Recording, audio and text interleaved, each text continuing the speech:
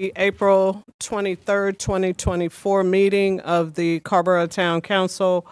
We will start this meeting with a guest poet, I think. I think we have Chad Keith. Say it again. Knuth. I'm sorry. I saw you at Poetry, Popcorn, and Pie Yes, you did. the other week. Welcome. Thank you for coming. No worries. Good evening, everyone. My name is Chad Knuth, and I'm on the Carrboro Poets Council. I'm going to be starting tonight's meeting with a poem called Horological Wonderment. When did we first learn about time in this life? Was it when we learned to count to 10? Or was it before then, nestled in our mother's arms, when we cried out to be fed? Our tiny stomachs, clock aching, mouths setting off, bodies sounding. Or was it before then, even, when our flesh said hello to bones?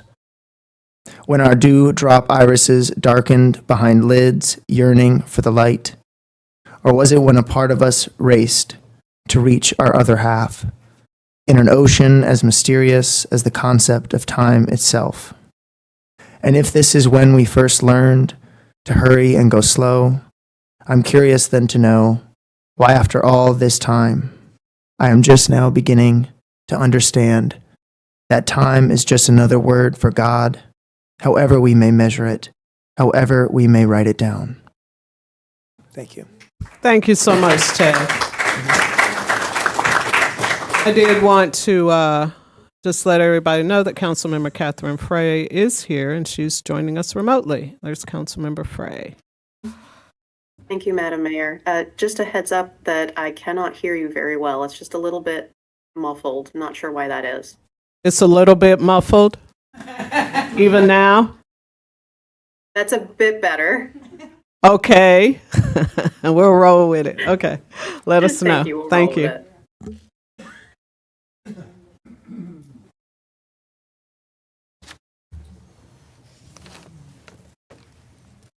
So I do have a couple of proclamations this evening. The first one being for Black Restaurant Week. Could we have Mr. Jason Wilson with Flying Pierogi? There he is. I ate there the other day. Delicious. Thank you. Thank you. A proclamation for Black Restaurant Week. Whereas Carrboro celebrates its rich cultural diversity and the contributions of its Black-owned businesses to the community, and whereas Carrboro joins other communities across North and South Carolina in celebrating Black-owned restaurants, and whereas the town of Carrboro recognizes the importance of supporting local Black-owned restaurants, which play a vital role in building intergenerational wealth, strengthens our local economy, and fosters a more inclusive, equitable, and vibrant community. Whereas Black Restaurant Week provides an opportunity to highlight the culinary talents, entrepreneurial spirit, and cultural heritage of Black chefs, restaurateurs, and food artisans in our community, including over 15 Black-owned restaurants and food establishments in Orange County. These restaurants represent a diverse range of cuisines for residents and visitors alike. And whereas 401 Main and the Flying Pierogi in Carrboro are exemplary food establishments that contribute to the vibrancy and diversity of our culinary scene, and whereas residents and visitors can find Black restaurants to support at www.orangecountync.gov, Black-owned businesses, or find out more about Black Restaurant Week in the Carolinas at www.blackrestaurantweeks.com. Now, therefore, I, Barbara Foushee, Mayor of Carrboro, North Carolina, do hereby proclaim the week of April 26th through May 5th, 2024 is Black Restaurant Week in Carrboro, and encourage all residents and visitors to patronize and support Black-owned restaurants and food establishments in Carrboro and throughout the region this, the 23rd day of April, 2024. I got a little tongue-tied there. There you are. Would you like to say a few Yes. words? On behalf of the Flam Pierogi and my staff, we would like to thank the town of Carrboro as well as Madam Mayor for these proclamations. Thank you. Thank you so much. I'll see you soon. So delicious, y'all. I'll tell you. Check it out. Check it out. For Arbor Day, if I could call up Keith Berger or Weldon Jenkins with Public Works. Welcome. How you doing? Good. Proclamation for Arbor Day. Whereas on Arbor Day, we celebrate trees and honor their essential role in the ecology of the planet. As the Arbor Day Foundation states, trees provide the very necessities of life itself. They clean our air and water, provide habitat for wildlife, connect communities, and support our health and well-being. And whereas the history of Arbor Day dates back to 1872, when J. Sterling Morton proposed to the Nebraska Board of Agriculture that a special day be set aside for planting trees. On April 10th, 1872, the date of the first Arbor Day, approximately 1 million trees were planted in Nebraska. And whereas Arbor Day is now observed throughout the United States and by nations around the world, and whereas while the rise in atmospheric carbon is radically altering the Earth's environment, trees can help to mitigate this by removing carbon from the atmosphere in a process called carbon sequestration. And whereas trees can reduce the erosion of topsoil, moderate the temperature, and produce oxygen, trees are a renewable resource giving us paper, wood for homes, fuel for fires, and countless other products. And whereas trees also increase property values, enhance the economic vitality of commercial areas, and beautify the community. And whereas the importance of trees is highlighted in the town's Community Climate Action Plan, the comprehensive plan, which outlines objectives for enhancing Carrboro's tree canopy and promoting the use of native plants and vegetation to mitigate climate change impacts, assist with stormwater mitigation, and reduce heat island effect.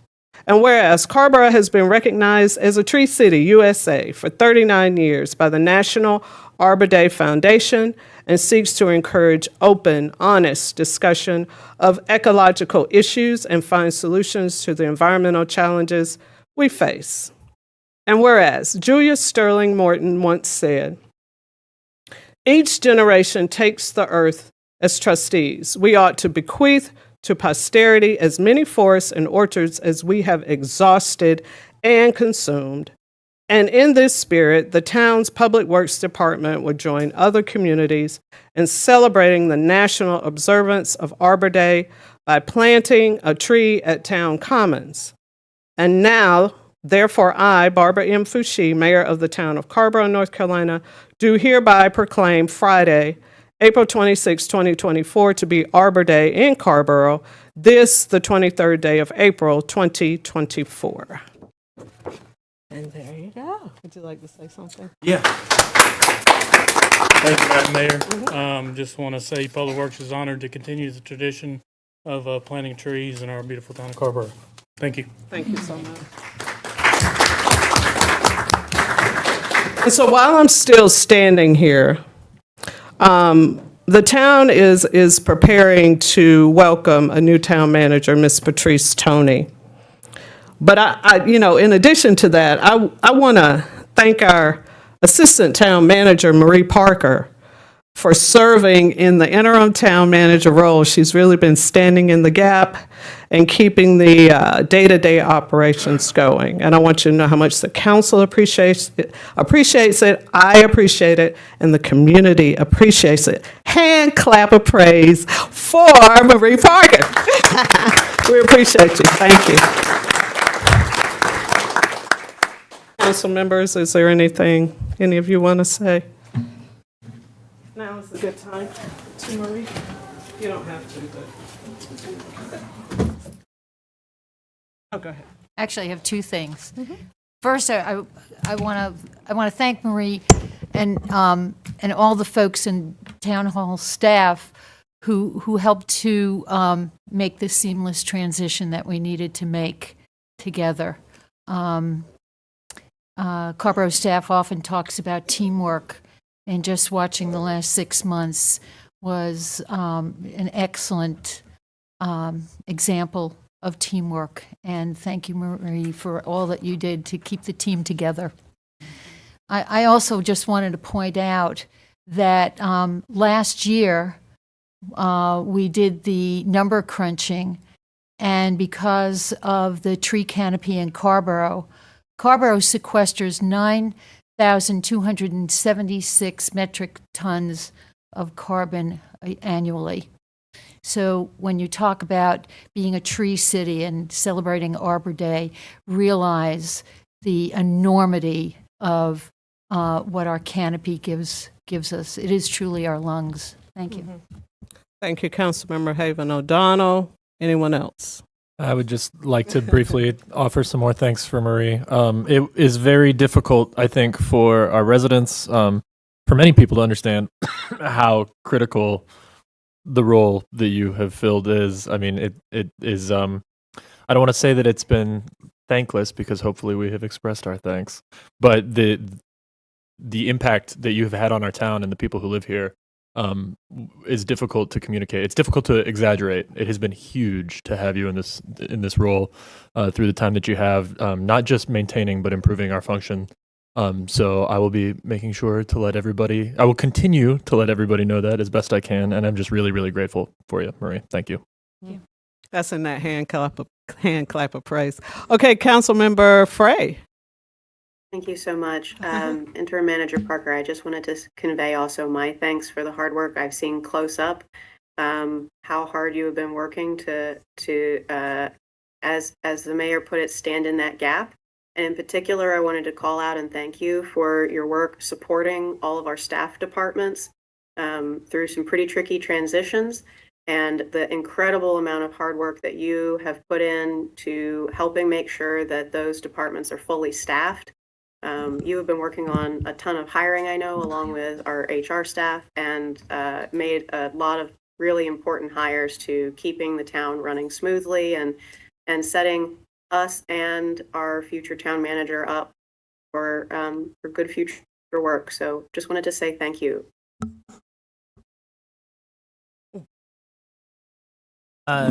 Similar to my colleagues, Marie, you've done a great job. Thank you for all the work that you've done for the town, for everything. We were looking at all what you've been able to accomplish in these 6 months, and I'm very proud to have you as part of the team. I hope that you feel appreciated by all of this. And while we didn't work a lot together, I know that you've been doing a lot of amazing things and have been super responsive to a lot of the needs, not just myself, but everybody on this council. So I deeply appreciate you and your work, and I look forward to continuing to see you in town and working with you in whatever capacity we can. But similar to my colleagues, deep appreciation for all your work. Thank you, Councilmember Posada. And I guess I'm going to be peer pressured into speaking publicly. And I just want to echo, yes, thank you very much. You've more than just maintained, but improved the town's operations, and I hope you continue to do that with us. Thank you. All right. So I think that is everybody. We appreciate you so much, Marie. Announcement of upcoming meetings. Mr. Joyner. Good evening. Just want to give a few announcements that are upcoming. First off, the Racial Equity Commission meeting has been canceled for this week. Just want to make that notice. Also, we have the Carrboro Appearance Commission meeting, which is May 2nd from 6:30 to 7:30 p.m. We have the Northern Transition Area Advisory Committee, which is May the 2nd. From 6:30 to 7:30 p.m. We also have on May 2nd the Transportation Advisory Board, which is from 7:30 to 9:30, and that meeting is virtual. May 2nd as well, Joint Advisory Board / Planning Board is at 7:30 to 9:30, and that meeting is virtual. Carrboro Tourism Development Authority meeting is May the 6th from 3 p.m. to 4 p.m. and that meeting is virtual on Zoom. And we will have a town council meeting. The next meeting will be May the 7th and it is at 7 p.m. here. Any other meetings, council members? Nope. All right, so we are down to Councilmember Frey. Can you hear? Is it any better? Yes, it's not the mic in front of you. If anything, it would be the mic on the owl. So don't worry about it. I can hear you fine. Okay, thank you. We are down to public comment. I have, let's see, Mr. Jewell, you will be with the agenda item. So we'll put you here. And we have 4 people signed up. And I would like to welcome Rhonda Stevens to the microphone. You have 3 minutes. And please address your comments to the council.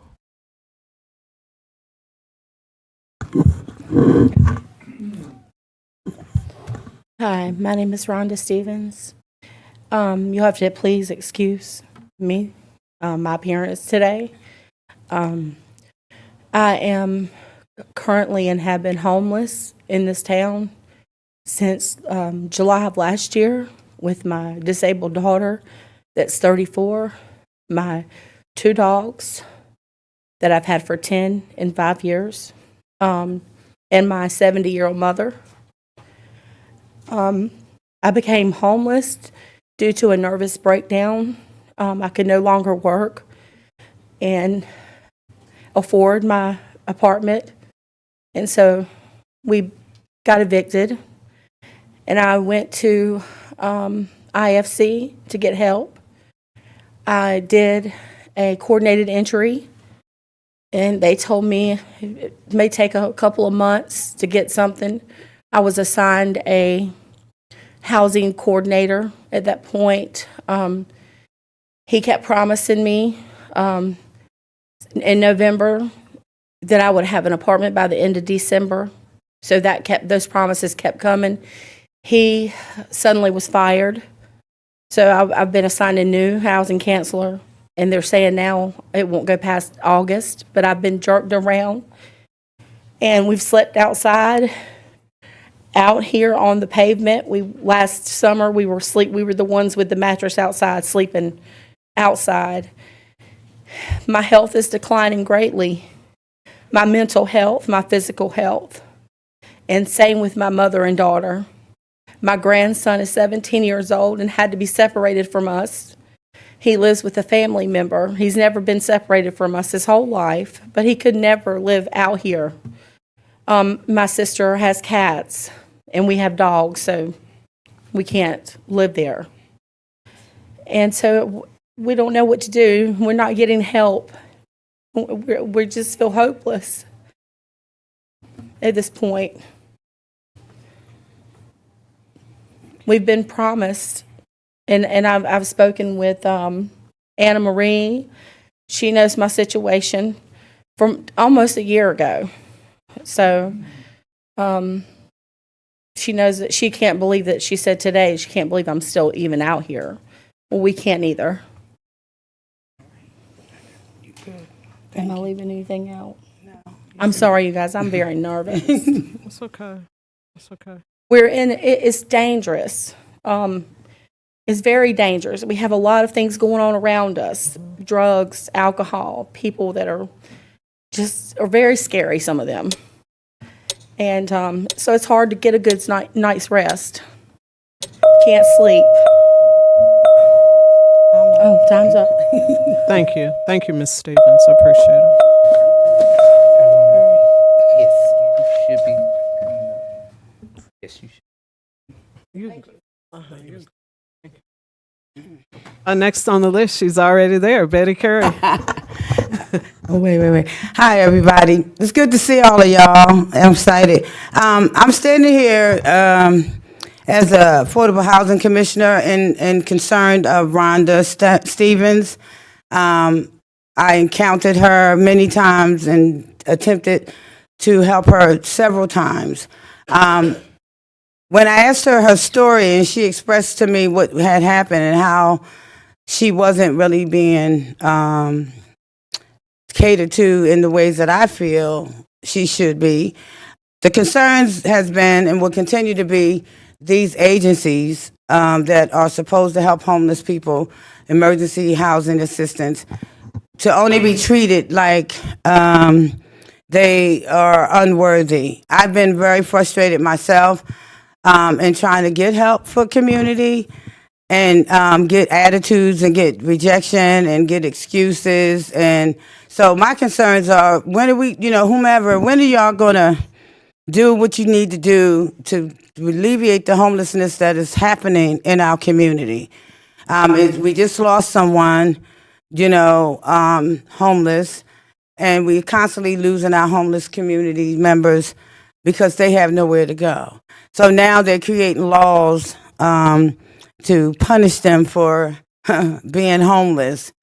My thing is, I would like to see those do their job and be diligent about making sure that these families come off the street, because it's getting hot and we're going to have a lot more losses if no one takes the initiative to step up and do what's right for the community. Thank you. Thank you, Ms. Curry. I appreciate it. Next, we have Carrie White. Carrie White.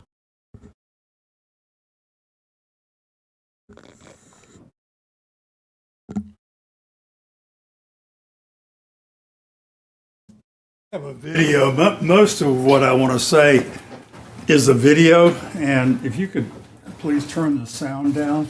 It's got kind of annoying sound, so those of you that want to watch it,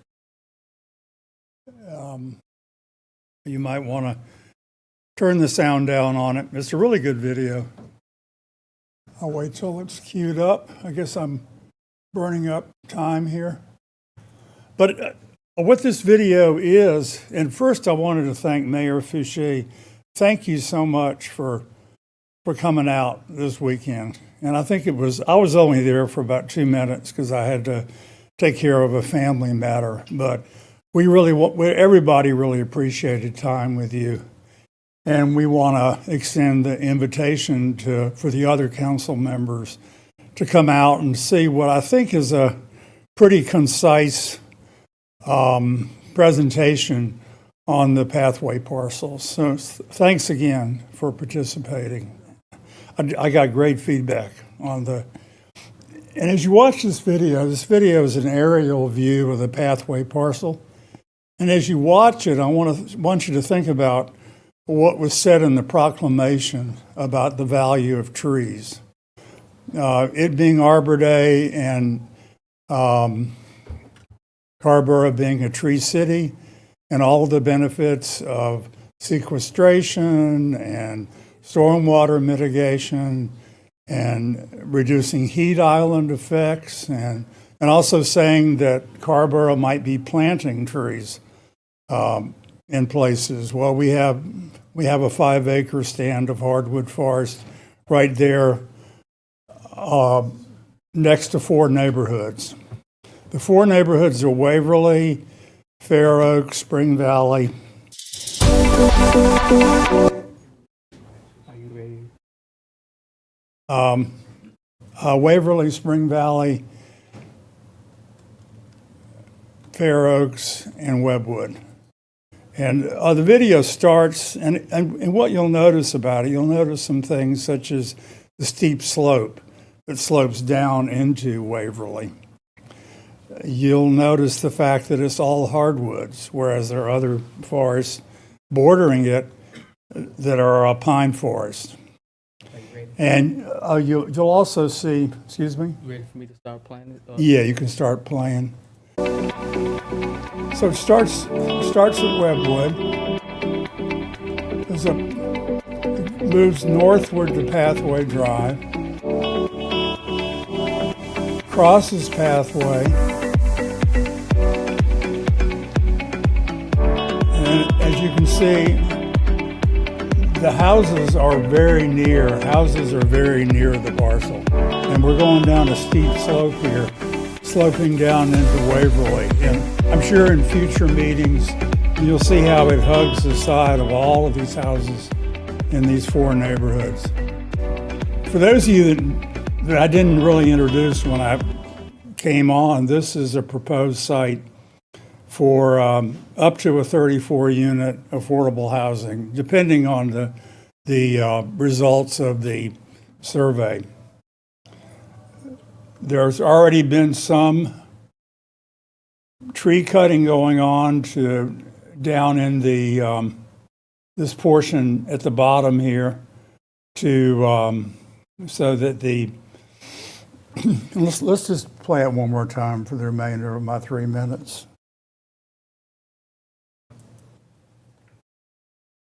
Is council okay with that? Just to make sure. There's still time there. Okay. Minute I didn't start on time. I just want. Oh, okay. Yeah, I'll just, and I'm not going to say much. I think the video speaks for itself, but I just want you to think about the fact of, with Arbor Day in mind, the tree cover that we already have in those neighborhoods. If you don't mind, I can't. I don't think, That's somewhere. okay. I don't know if you want me to do it or, yeah, here we go. Yeah, I just want you to think about the tree cover that we already have in these neighborhoods. And also the proximity to 2 houses in 4 neighborhoods. We have an existing stormwater mitigation area here. In the future, and if you go on the tour that Mayor Fouché went on, you'll see some stormwater videos that we're already having severe problems in this area of stormwater. And you can see it in Waverly Forest especially, and there's also on the right in Spring Valley. But one thing you might notice too is that it would be a great corridor, recreational corridor into Bowling, the Bowling Creek area. Starting at Pathway Drive, you could put parking. You can make this whole thing a recreational, make it a mini park, and have an entrance into Bowling Creek Greenway. So I thank you for your consideration. I hope you will consider taking the same tour that Mayor Fouché did.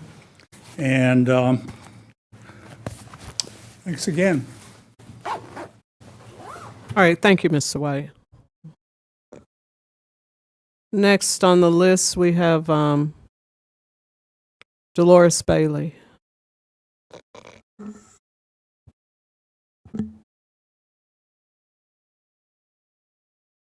Of Empowerment, Inc., Ms. Bailey.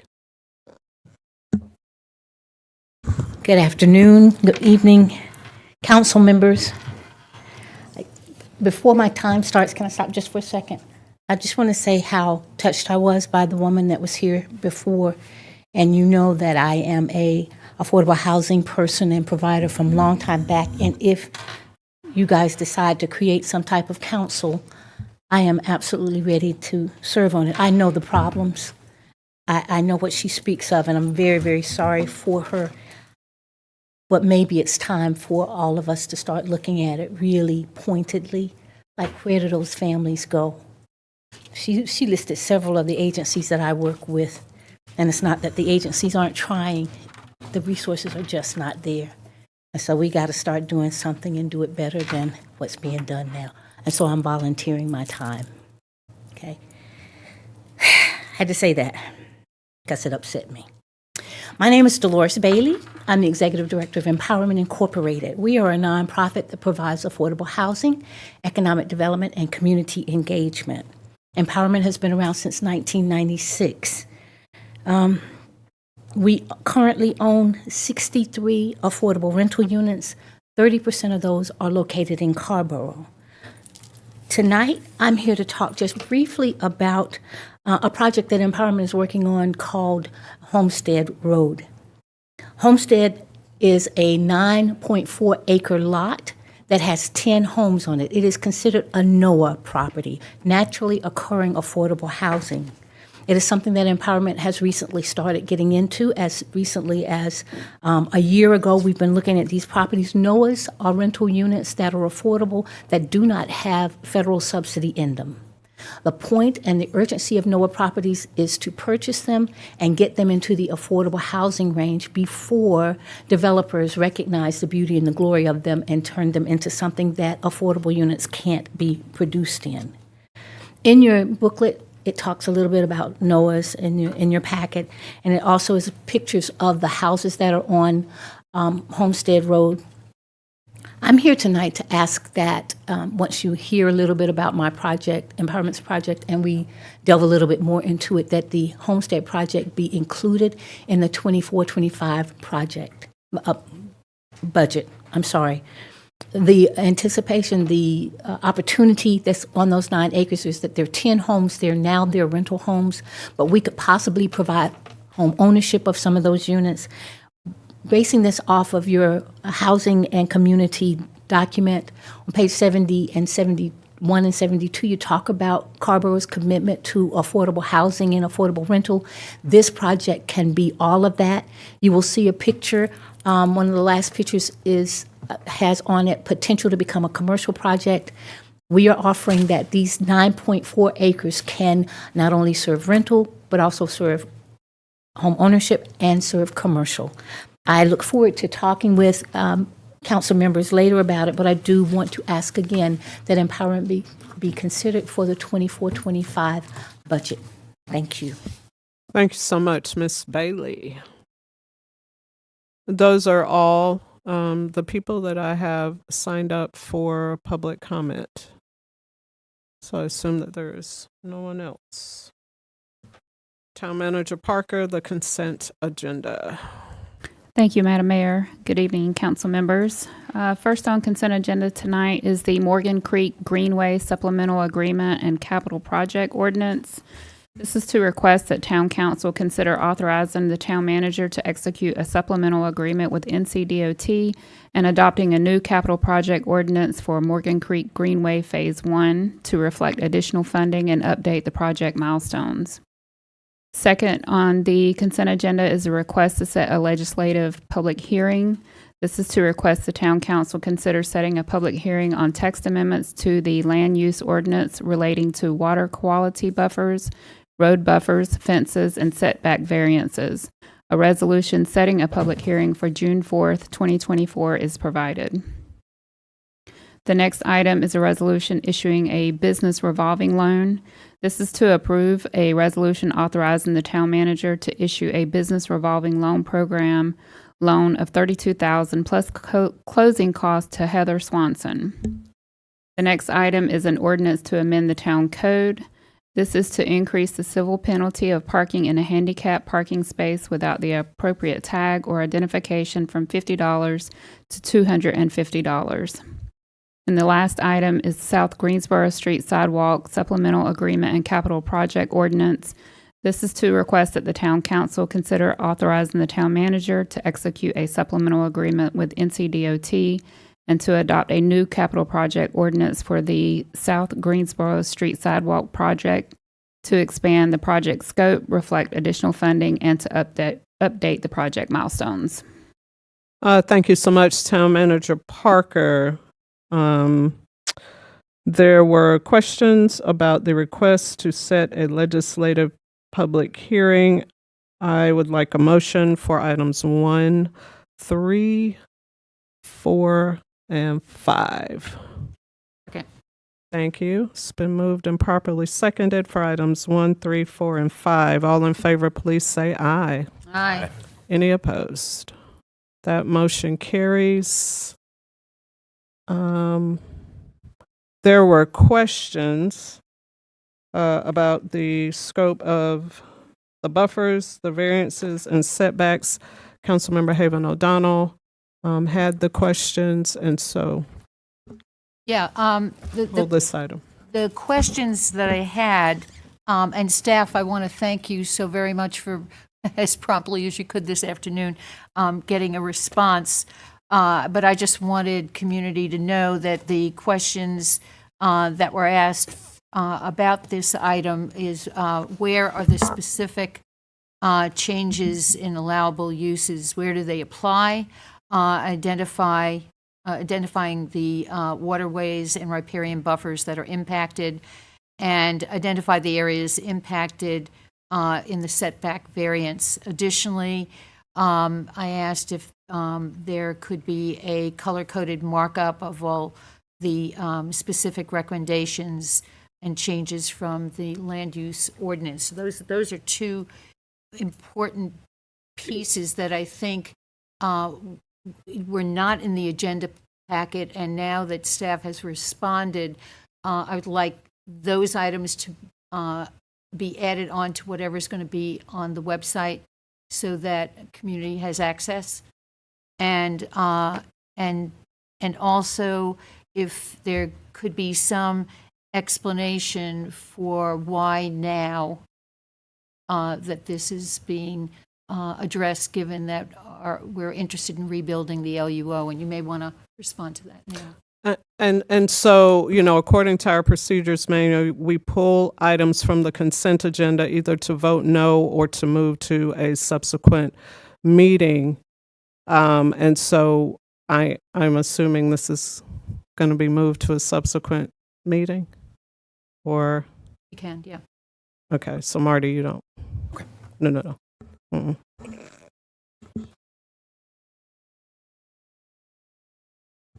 You asked me a question? No, I was making an observation that it was a request to set. Mm-hmm. So council members, we want to move this to a subsequent meeting in May, probably in May. And I think this is just checking procedurally. I'm certainly open to moving to another meeting in May to consider this. But I would want to check with staff that we could have these materials and still hit that June date. Is that? Yes, I may lean from here on Tina, who's in the back, a little bit out of sight, but I believe tonight's date is important to give our typical 30-day review window to the county. So before you spoke, Mayor Fushi, I thought I was essentially going to be saying we could incorporate what was requested into what is posted on the agenda or on the website. But Tina, am I correct that if we don't make tonight, we are looking at the fall instead of June? Let me ask Tina to clarify that. And it's still your choice. I'm just trying to clarify that. That was a caveat in the procedures manual. If we need to make a decision, then we would discuss it. Can you come up to the podium? can you come to the microphone, Tina? Thank you.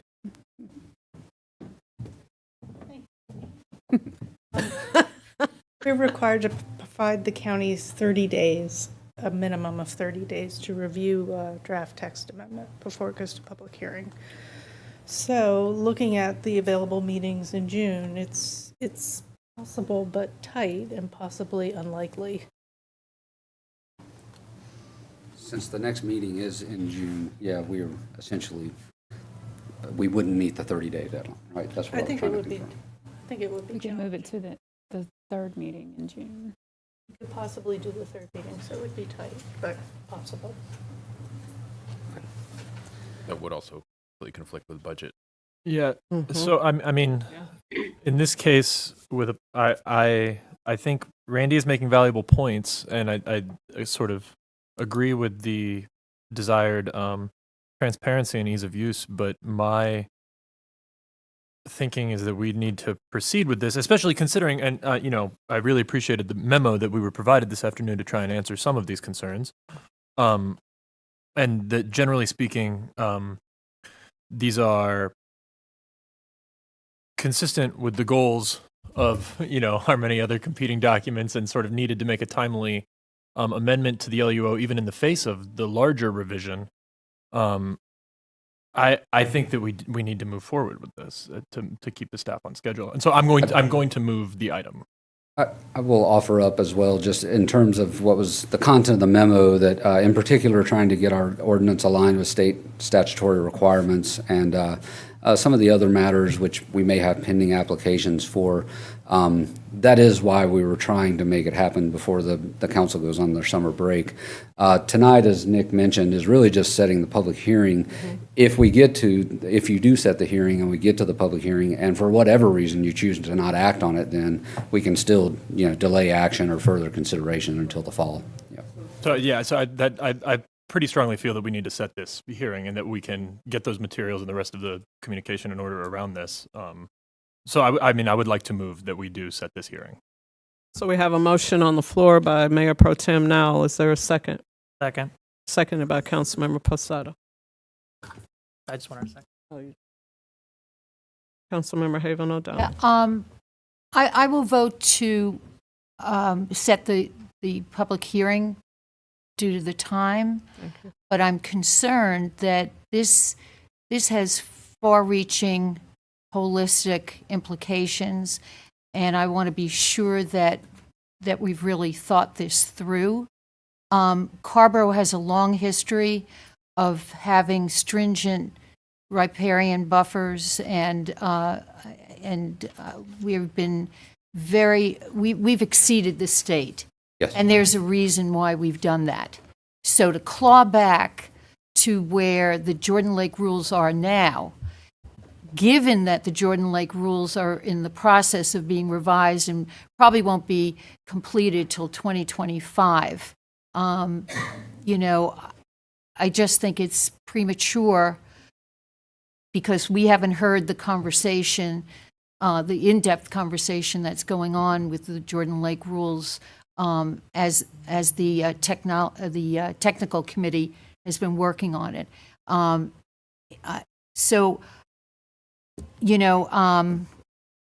just feel that it's a great shift, or has potentially a great shift from the position Carrboro has historically taken regarding the buffers and the setbacks.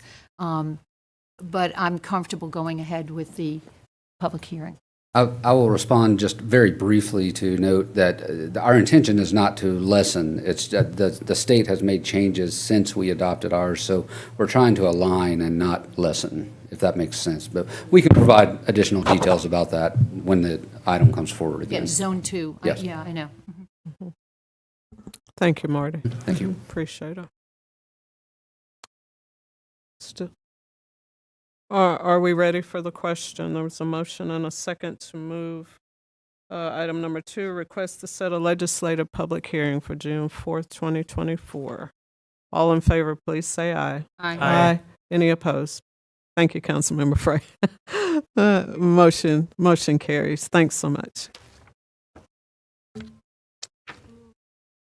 Town Manager Parker. The next item is a public hearing. This is a legislative public hearing on land use ordinance text amendments. The town has received a request for text amendments to the land use ordinance to add a new restaurant use for neighborhood cafes and to allow additional residential density in certain zoning districts. A draft ordinance has been prepared. The town council must receive public comment before making a decision.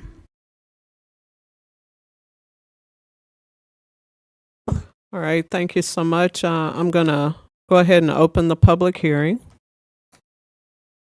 We have Tina Moon, our Planning and Transportation Administrator, is here to present on this item. All right, welcome, Tina.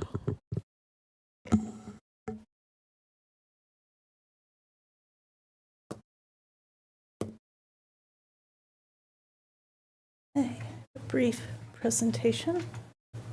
Oops. Okay, thank you. Good evening, everyone. Just for members of the audience, this will be a legislative public hearing, which means that members of the community who may wish to speak on behalf of this, there's no need to be sworn in. Anyone can come and offer comments.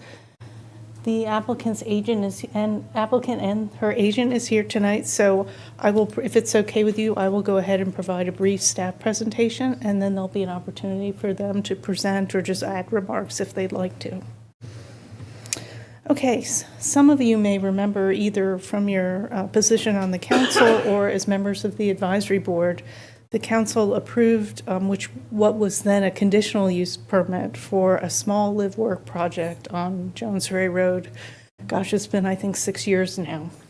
And it was exciting because it was one of the first kind of live work programs. It involved 4 units with office, commercial quarters on the first level and living quarters on the second level, each about 1,200 square feet. Heather Washburn, here in the audience with Calico Studios, is seeking a major modification to increase the density of that project to allow for smaller, more numerous and smaller units, as well as a possible cafe space. In order for that project to move forward, text amendments are needed. And so they have submitted requests for 2 types of amendments. One is to create a new type of a restaurant use, which would be essentially a pared-down restaurant. We've had some requests for that type of thing over in the past. Traditionally, here in Carrboro, a restaurant is a restaurant and bar, which has always created some tension for some neighbors who are interested in the restaurant piece without the bar. There are some challenges with that, but this is designed specifically to focus on that kind of cafe type of a use. The other request is to allow for additional density in the office district. The text amendment that's been prepared allows for both office and office assembly because those uses are quite similar. The districts are quite similar. So a draft ordinance has been prepared, and it has 2 main components. The first is to create this new use, which we're calling a neighborhood cafe. In order to create a use, you have to create a definition. You have to add it to the table of permissible uses, and you have to add associated standards what districts it can be located in. I think we've identified about 10. And if there's any permitting requirements related to that, which we'll talk about in just a minute, as well as provide parking standards and things of those sorts. There's been some questions about the parking standards. Restaurants typically are the most demanding uses in terms of needing parking. This is set up at a ratio of about half of what is our typical requirement for parking for restaurants, both with indoor and with outdoor seating. And that has been set up because some of these locations, B3, B5, are in areas outside of the downtown where the surrounding property would be residential. Some folks may realistically have to drive there, and they'll need a place for delivery trucks or vehicles for patrons to get there. I'm going to skip ahead for just a second. As you can see, this is in your packet. This is in the staff report. This shows the districts and the permitting requirements for the use to occur. And as you can see, it's a number of districts, and there's some differentiation depending on the size of the cafe. And this is important because some of these require a zoning permit or staff approval. Some require a special use permit, which comes before the town council. Why this is important is because the ordinance, as you may recall, you changed the parking standards for residential uses. The parking standards for commercial uses or non-residential uses are still presumptive standards, which means the flexibility in administration provisions still apply. In other words, whereas staff doesn't have the ability to make discretionary decisions, you all do, so that applications for a cafe that come before the council for a special use permit can request a lesser parking standard, and you can grant that. So the concerns about excessive parking is somewhat a wash because there's a way to address that if that parking isn't needed. And so we'll go back up here real quick, and that's what is referred to in that note. The second part of the ordinance has to do with the residential density, and this would be allowing an increase from about 750 or 7,500 square feet, and that's square feet of land area per dwelling unit, and to a reduction of about 3,000 square feet per dwelling unit. So it's a little bit more than a doubling, and that is only in properties that meet these 3 criteria. One, that it has frontage along a main street. One, that it does include this non-residential use so that it is truly some mixed-use component. And then point 3, which is perhaps the most important, that there's a requirement for 15% affordable. And it's important to be clear, the ordinance as it is set up, affordable housing is a policy. It's a policy goal. It is not a requirement. this would make it a requirement. So this is somewhat of a big deal. And so where are these districts? And you can see these in the map. It's a little bit, this is just a zoom in of the center of the map, but here's the O and A. This is Jones Ferry Road, so this is Willow Creek. Am I looking at this right? Yeah. And then there's some over here. This is Public Works. And then this is that, I think it's the dialysis center, some other uses down here. So I think all total, there's about 5 locations. And so this is, again, for the residential density increase. Okay, so in terms of, I'm trying to get this thing. Can I just take this out? Sure. Okay. As the text amendment, we look toward, in terms of making a decision, we look for consistency with our adopted plans and policies. In this case, we now have a comprehensive plan, so we look towards that. The draft ordinance, again, it is, what does it do? It establishes this new use, and it allows for some additional residential density. And so in reviewing the sections of the comprehensive plan that seem to be most relevant, certainly it helps for the increase of affordable housing, either for sale units or rental. I think that would be project specific. And it targets those units in areas that will, because of the nature of the roads, which will tend to have higher transit use or higher traffic. It encourages some potential economic sustainability because it allows some entrepreneurship opportunities at a lower kind of entry rate in terms of a smaller restaurant use, as well as some of these more unique models of business ownership. And then finally, again, the linkage to the land use ordinance in terms of housing and housing by transit or other transportation services. So it's helping the land use component rather than helping the transportation component, but certainly there's a strong relationship there. So in terms of procedural notes, text amendments are legislative decisions. The council must hold a public hearing. Comments from the advisory boards, this went to Orange County and the advisory boards through joint review. Not all of the boards were able to fully participate due to a quorum or other timing issues with their agenda. Comments that you have are in your packet. As you discuss and deliberate, if you reach a point that you're ready to make an action, the steps would be to review the statement of the resolution of consistency, which is attachment A. And as you look through that, there are 3 important sentences that are in boldface to look through and to reference as you read through that motion, and then consideration of the draft ordinance, which is attachment B. And so with that, I'm happy to answer questions or step aside for the applicant to offer some remarks. Thank you. Thank you so much, Tina. Council members, are there any questions of Tina? Or are you ready for the applicant? Okay, we'll go to the applicant, Tina. Councilmember Frey, we can't see her. Does she have? I'm sorry, Madam Mayor? Do you have a question for Tina before we go to the applicant, Councilmember Frey? No, my first question is for the applicant. Thank you so much. Okay, so we'll get you right after they finish, okay? Thank you. All right, Mr. Jewell. Hello. Good evening, everyone. How are you? Dan Jewell with Thomas & Hutton, landscape architect. With me is Heather Washburn with Calico Studios. Everything Tina said, no need to repeat it. We loved working with staff on this. We got where we are. I just wanted to reinforce a couple of things. We're not here tonight to talk about Ms. Washburn's project necessarily, but in order to move that forward, we need these 2 modest text amendments.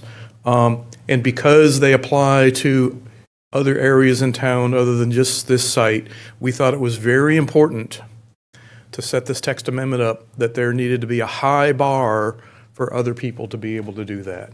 And those high bars specifically are that this needs to be a vertical mixed-use project, which is, I think the way Carrboro really needs to think about growing from this point on, because there's precious land left to do that. That this new cafe is a use that does not have cooking on site. It's prepared food coming in from off site, which means we're not going to have cooking odors. We're not going to have as many deliveries and that sort of thing. So I think it's more sensitive to the locations where we're adjacent to neighborhoods. And most important, that bar we're setting is 15% affordable housing. And if other people in town want to do this, bring them on. We think that's going to be good for everybody. But we hope you'll follow the lead of the advisory boards and move forward with approving this tonight so we can move forward with an application for Heather's project. So thank you. All right. Thank you so much. Heather, are you just standing for support? I'm standing for support All and right. to answer any questions you guys have. I think Councilmember Frey will go ahead and get your question in. Thank you. I have two questions for the applicants. One is actually about the request process. I'm guessing from reading the application that you worked with staff to craft the language for the formal LUO amendment request. Okay. Correct. So in that case, I would ask, do you have any other feedback for us on some of the more specific elements? For instance, is 3,000 square feet of lot size per unit, is that tailored to your particular project, or is there something broader that you had in mind in requesting that that new standard? No, the specifically, it's to get the density needed to turn what was approved 6 years ago into something that's a little more economically sustainable and also sustainable from needing to provide more housing in town standpoint, particularly in a vertical mixed use standpoint. And again, the 3,000 square feet of land area per unit is really not that dense. I think it's 14 or 15 units to the acre, which, depending on where you're from, could be a little bit dense or not dense at all. But again, we wanted to raise that bar by requiring the affordable housing and a vertical mixed use type situation. Thank you very much. My second question, as a follow-up, why did you want to raise that bar? In other words, my question is engaging in a tailored land use ordinance that suits your project but makes it, quite difficult to do other similar projects. Was that your goal, or is that sort of where you've ended up as a result of working through this process? That's not just where we ended up. That's where we started. Ms. Washburn is so serious about making sure that there's the community benefit in Carrboro moving forward, that there's an opportunity to for people to provide affordable housing if they're incentivized with a little bit of additional density. We think that's just a good standard that can be set for the town through this ordinance. That's why we did it. I can speak to that a little Yes, and Heather'd like to speak. So on that front, the idea behind this development is to have mixed income. And the verticalness coming out of the pandemic, we have more home-based working that's being done. And so with the live work, that's why we purchased this property, was because that opportunity had already started. And my plan is to build on top of that. But the idea behind this whole development is building community. Well said. Thank you. And my final question for the applicants, what is the target AMI for your affordable units? Well, we started this out at 80%. If we kept our numbers, it would actually be around 60%. But we're in a market that's going up, down, and sideways. So at the end of it, know that we will be hitting that 80%. I'm hoping that we will actually go lower than that. It all depends on construction. Thank you so much. Those are my questions for the applicant. All right. Thank you, Councilmember Frey. Any other questions for the Councilmember Merrill?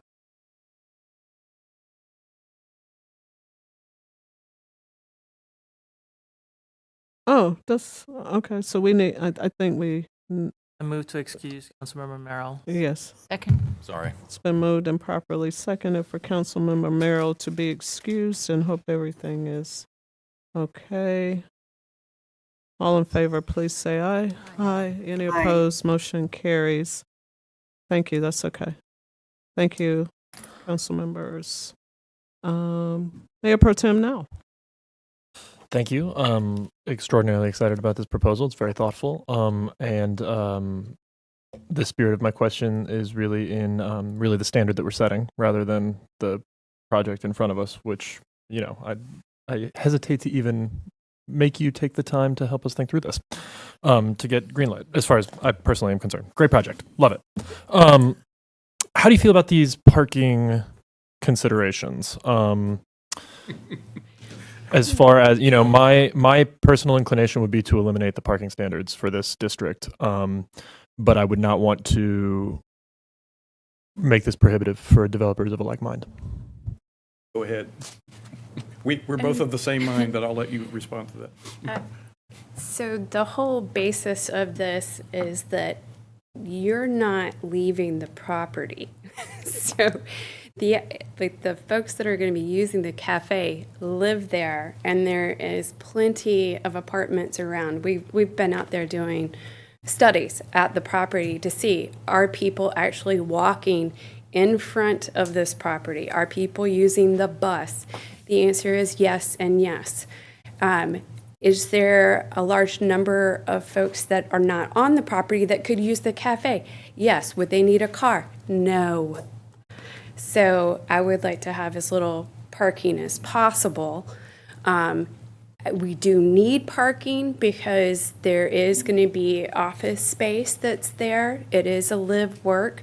So if if you're a small business owner, that maybe you're a personal trainer, you would have somebody that would be coming. But these are not businesses, nor is it zoned for retail or anything that is going to have a high number of cars. But the whole idea here is to get people to use mass transit, get on their bike, walk there. That's my take.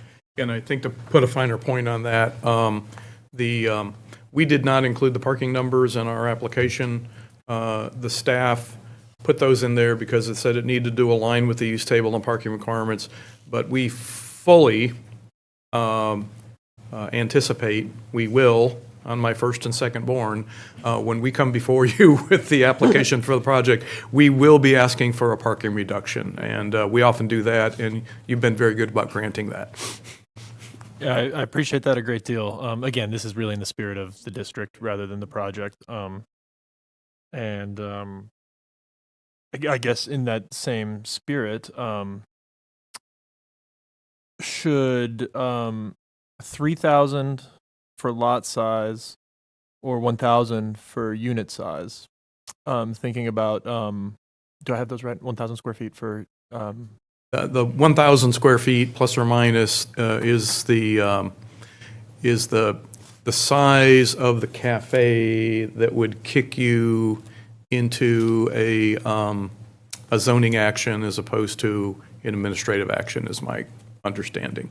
So the residential density is tied to 3,000 square feet of land area per unit. And again, that's roughly 14 and a half units to the acre, I think is what it worked out to. I wonder if we shouldn't be considering denser for the, how much headroom does your project have relative to that standard? If we were to consider denser for the rest of these applications. Well, so what I'm finding specific to this project is that there is a balance between parking area and building area. So, and I'm really trying to work with the rules that already are established about maximum heights and things like that. So when you factor that in, I am maxing out this property with the number of units that I can get on there, and I will hit 14. If I had no parking, then I probably could get 3 more. But this isn't a large parcel. This isn't going to be a 300 unit thing at all. But it does allow to be able to get this mixed use, mixed income in, because it's like we got to play with the rules, and then we have to see where we're hitting up against the rules that prevent progress. And I think if I'm understanding your question also on that, from the ordinance standpoint, we didn't want to overreach on the density, Right. but if we underreached, we would be happy to have the ability for us or other people in the future who can use this zoning designation with the conditions put on there with the affordable housing to put a few more units in. But that's your decision. We just didn't want to overreach. I really appreciate that. I'd be curious to know what my colleagues think. I think I'll sleep okay with 3,000 if we eliminate parking minimums. I think that is a balance of total land use that gets to a good density. But if we should be talking about, and this is where I don't want to just pick nice round numbers for no good reason. But if we should be talking about 2,500 square feet, to just improve the potential impact of projects like this, then I would like us to consider that. It would give us a little bit more wiggle room, but between 3,000 and 2,500, it's not going to move the dial. Councilmember Frey, I was kind of hoping that you might. Let me Madam Mayor. hold on for 1 second. You were finished? I was finished. Yeah, let me get Councilmember Haven O'Donnell, then we'll come to you, Councilmember Frey. I'm worried that we're conflating two things. I just want to refer to the amendment, the text amendment for a moment. On the question of parking, and I'm really glad Danny brought up what he did. Were this to go forward, and I really like this project, and I remember the old one, and I was like, wait, we're not getting where we want to be.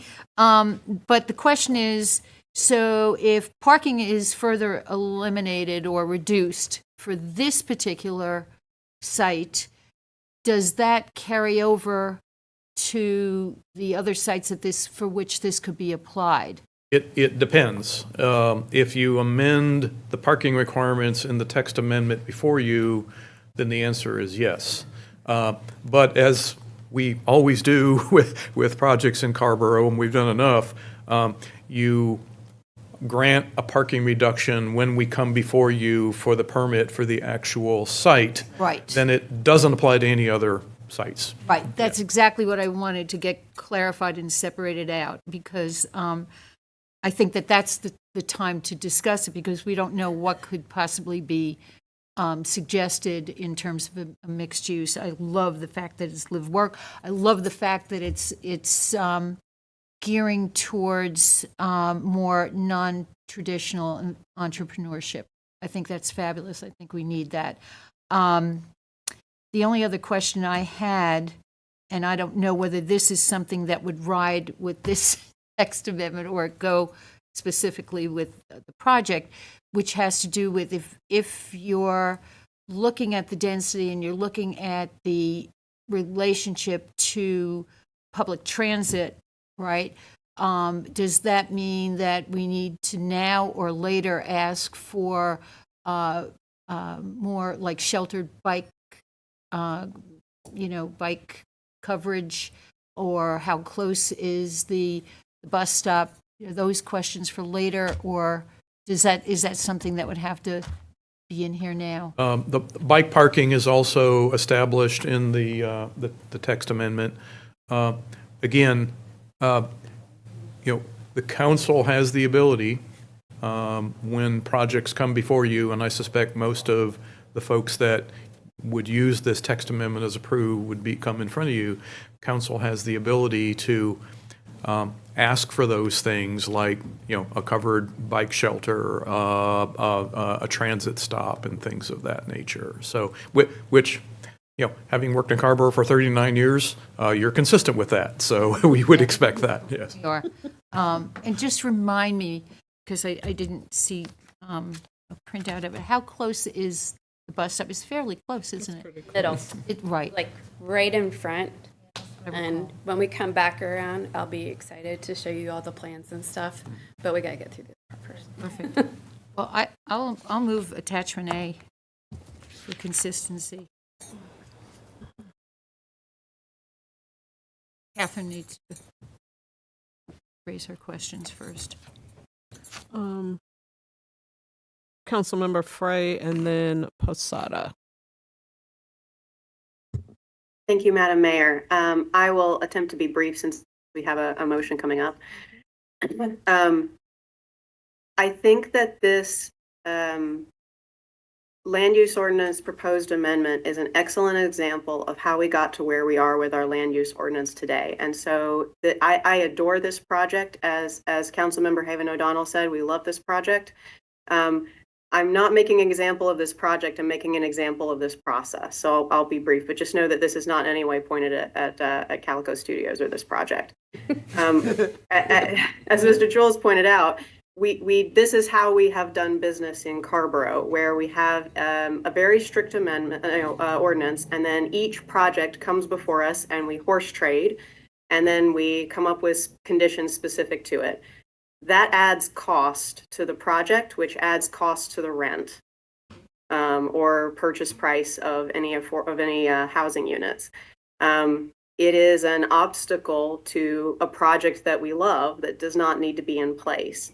So there's some things I'd like to highlight here, that staff has done their level best to make this proposed amendment carve out a place for this specific project while making as few changes as possible to the ordinance. That is the way that we have done business in Carrboro. The problem is that doing that ensures as many amendments are required as possible, right? And leaves the obstacles in place for every subsequent project. It's natural that staff would do that, right? But the problem is it doesn't take into account the extent to which our current ordinance is not congruent with our comprehensive plan. So I have some specific suggestions that I would make and ask that my colleagues consider making adjustments to this amendment to address that problem. The first part of the amendment adds the ability to use this new use only with a zoning permit if the use takes up less than 1,000 square feet, and with a special use permit if it's over 1,000. For all of the other restaurant uses which are allowed in these zones, the dividing line is 1,500 square feet. And I'm guessing that the reason this one has a different dividing line is because this project is right at 1,000 square feet. So I would recommend that we adjust that so that it is consistent with other restaurant uses that are allowed in these zones in question. Basically, that saves us a paragraph in our land use ordinance and keeps this use consistent with other uses when they're allowed in office zones. So that, again, that only affects the zones under consideration here, the B1C, G, HRO, OA, B2, B3, B3T, B5, HRR, meaning none of this is affecting residential zones. But I think it's important that we keep it consistent with the other uses. The other thing I wanted to note, of course, the 3,000 square foot requirement, that refers to the square feet of lot per unit. We're bringing it down provided that it's on an arterial, that it's got 500 plus square feet of non-residential, and that it's got 15% affordable units. The 15% affordable units, I think, is really valuable. We're offering a carrot here. We're saying you can have more density provided you give us some affordable units. I love that this project has got affordable units in it. The other two requirements seem designed to ensure that this amendment only applies to this one lot or other lots that are substantially similar to it. I'm open to keeping all three, but my inclination would be to strike conditions 1 and 2 and simply say, if you are willing to give us 15% affordable units and you otherwise meet the ordinance, go ahead with 3,000 in office and OA. I mean, there are a grand total of, we're talking here just about OOA and not all of the other uses.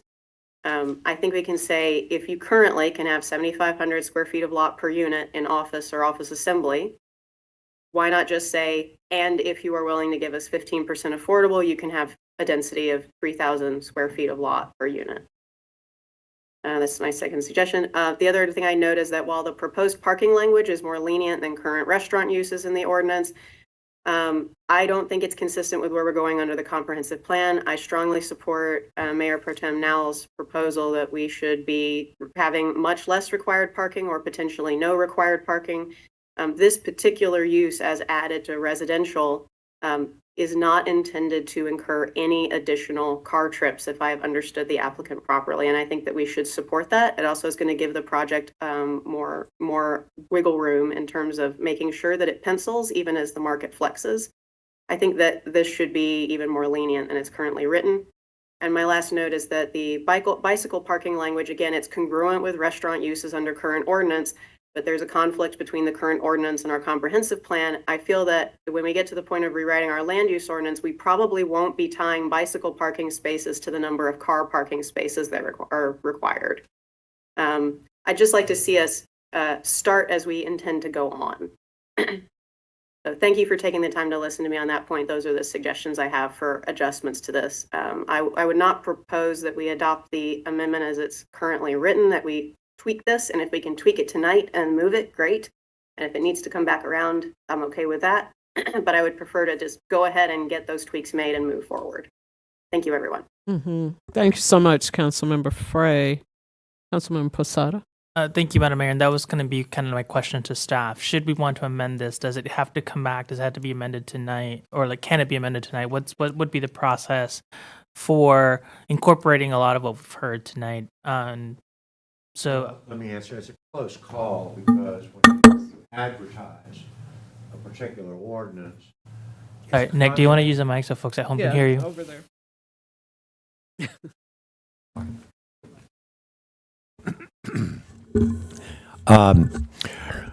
Mr. Posada, it's a close call because when you advertise a particular kind of ordinance, it's providing notice, that's what you have in mind. But at the same time, what the law contemplates is that you would make changes.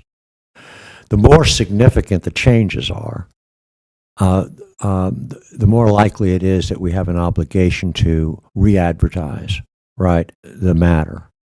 And I say it's a close call because I'm trying to get a sense of the gravity of the changes, but it's, that's just a tough call. That's my best answer to this. I'll finally say this, that if there's a doubt about the matter, what my preference is, as your lawyer, my preference is that you re-advertise. Yes. And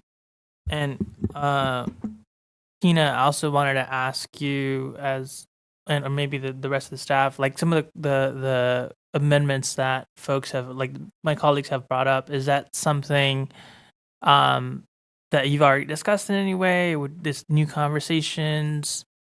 Like I think it's feasible, but I just want to double check that there's before we. Like, I also agree that there's some of these decisions needs to be made, but I also want to not make them. Well, I do want to make them tonight, but I want to go into bringing it back with all the amendments. But I want to check in if these are already things that you've discussed before we go into that process. Sure, thank you. Thanks for an opportunity to offer a little bit of staff perspective.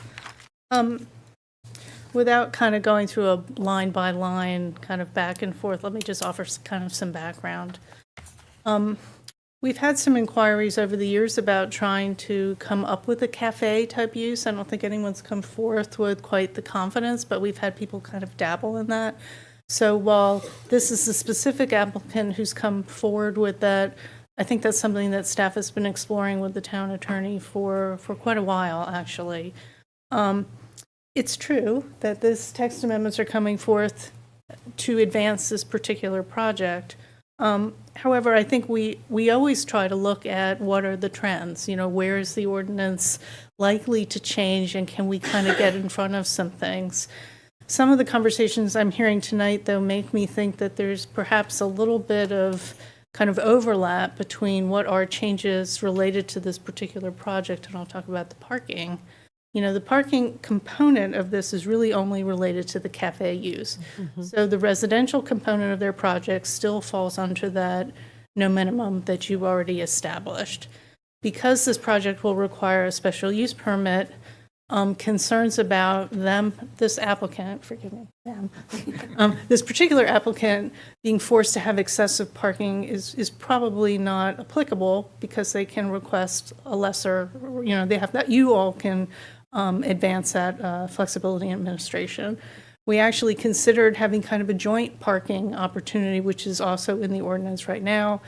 but knowing that the ordinance we were looking toward a larger rewrite, thought that this was sufficient to get this particular project through, as well as acknowledge the fact that there are other locations, Historic Rogers Road, the residential district, the potential commercial, Historic Rogers Road community commercial that exists but has not yet been applied to a particular parcel. Those are areas where the community cafe, the neighborhood cafe could be located.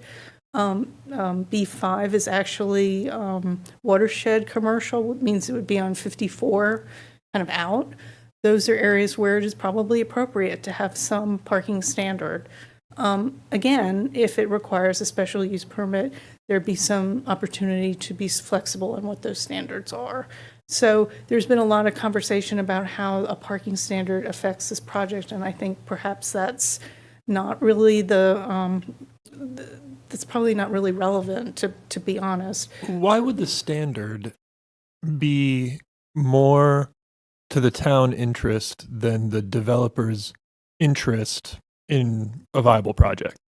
Why would we want to insist on minimum parking if a developer, I mean, presumably there would be parking on, say, Rogers Road, but presumably a developer would not bring forth a non-viable amount of parking in the absence of a minimum.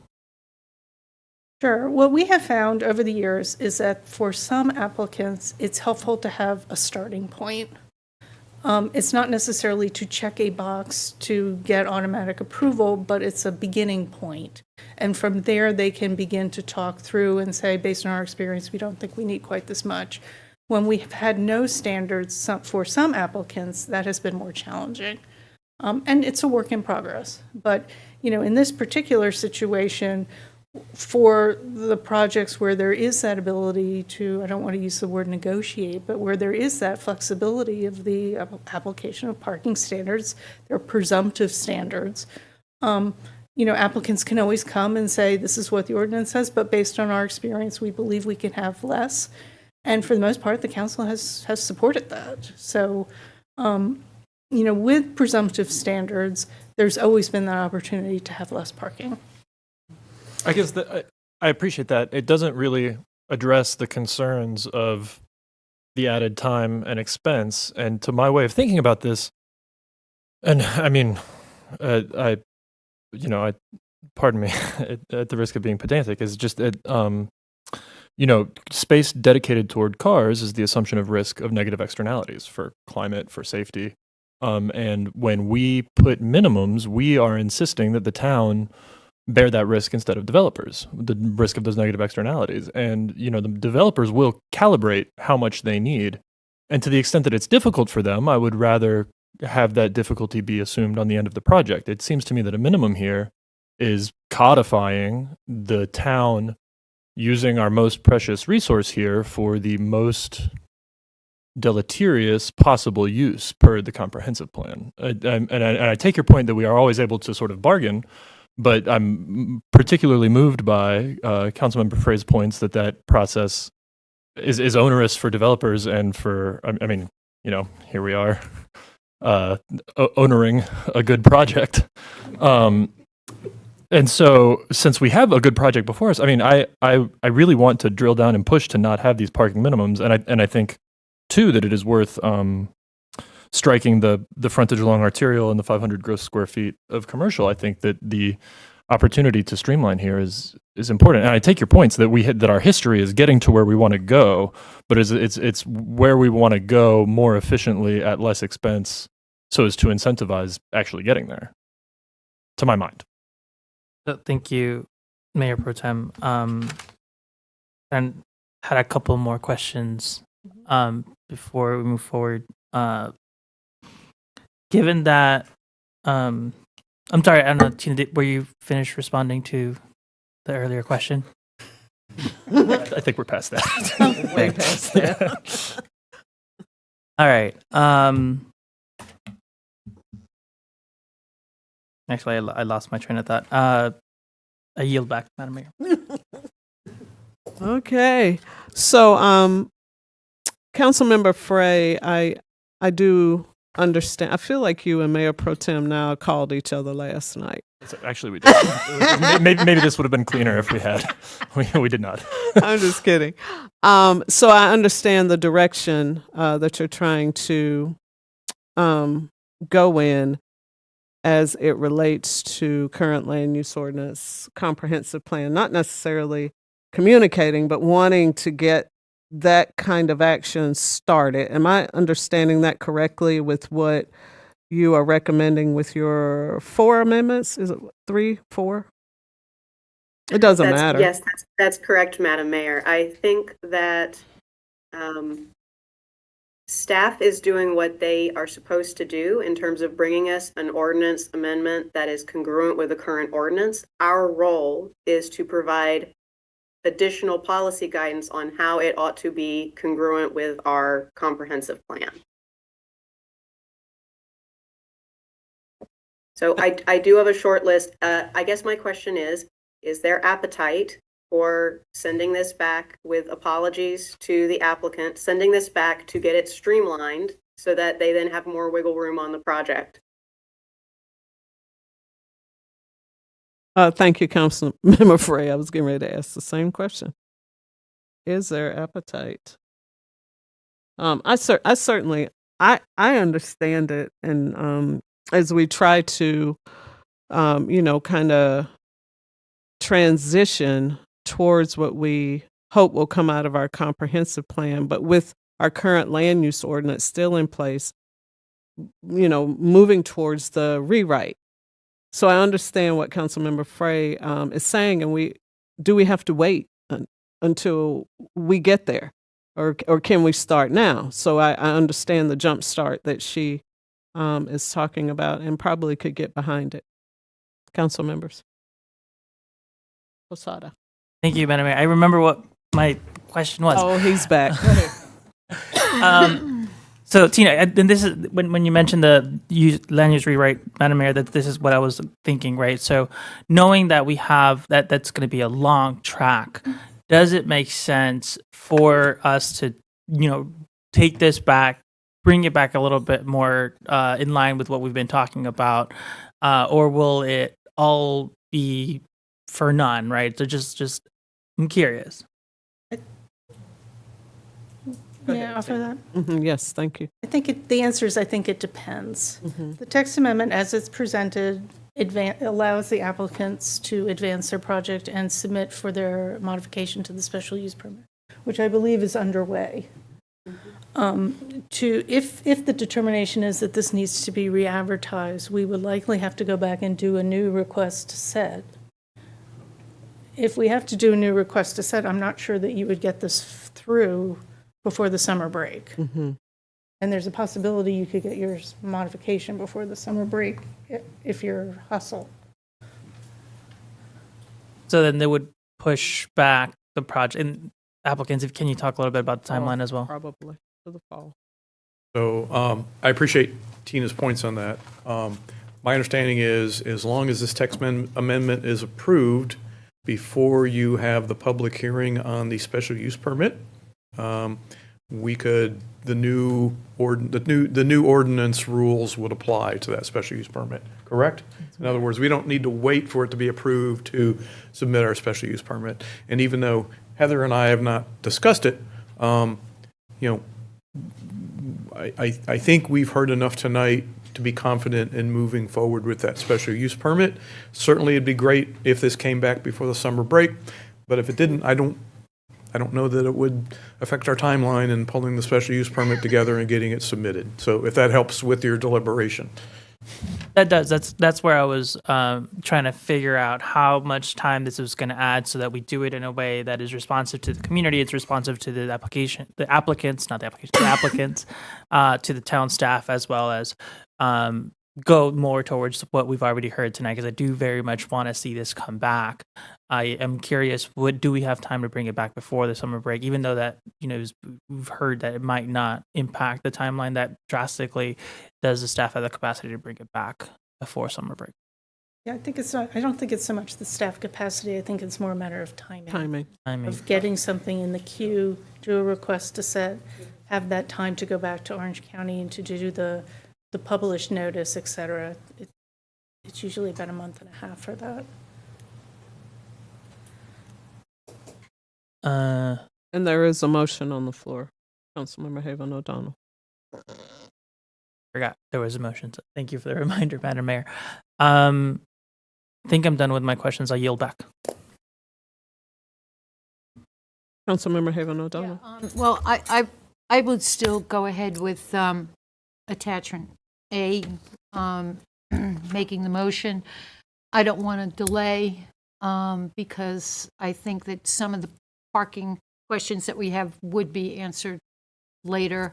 I think this is about creating this model and moving ahead more than it's about how we need to do our own work on the land use ordinance and the comprehensive plan and bringing them together. That's our work. That's not your work.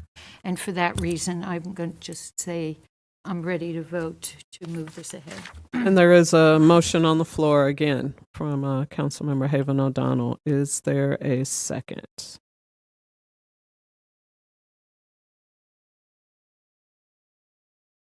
Councilmember Frey had their hand up.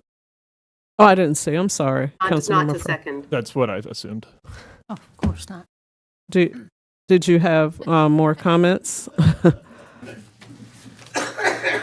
Well, I guess I would like to move then that we have this come back before us with the changes that Catherine is proposing. I would like to eliminate parking minimums, strike the requirement that the project be in an arterial or have the frontage requirement that is included here. And what am I forgetting, Councilmember Frey? Councilmember Nowell, my recommendations are that for the threshold between the zoning permit and SUP, that it be changed to 1,500 square feet. That conditions 1 and 2 with reference to the minimum square footage per dwelling unit be struck. If y'all are amenable, I would also recommend that that be brought down to 2,000 square feet of square footage of lot per dwelling unit. That the parking requirements be removed. And I don't think I have any suggestions about the bicycle parking yet, but that's something that we should definitely come back to, I think, on a larger sense of our ordinance, but I have nothing to change on that, on this particular amendment. I would like to move that we re-advertise this amendment with those changes reflected.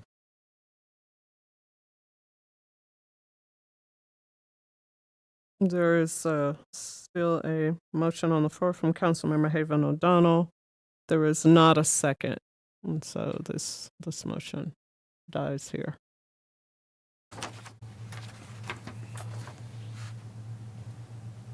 And there is a motion by Mayor Pro Tem Nowell. Can you restate that? I'm sorry. Nowell's motion. Okay, thank you. Are we ready for the question, or is there further discussion on this new motion? All in favor, please say aye. Aye. Aye. Any opposed? Motion carries 5-0 because Councilmember Merrill is not here. Thank you. We'll see you soon.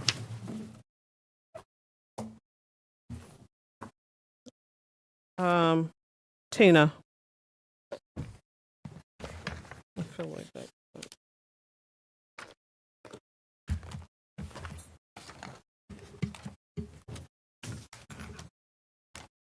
Oh, nothing. Okay, thank you.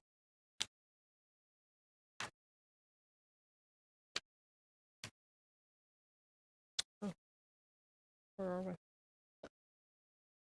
Oh. So I need to, oh no, hold up. Are you coming up for your agenda item? Okay, go ahead. Yeah, go ahead.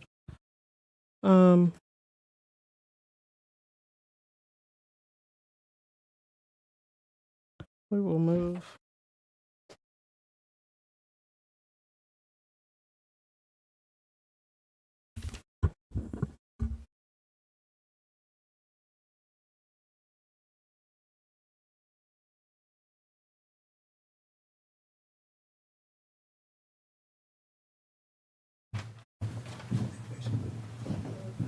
be closing the public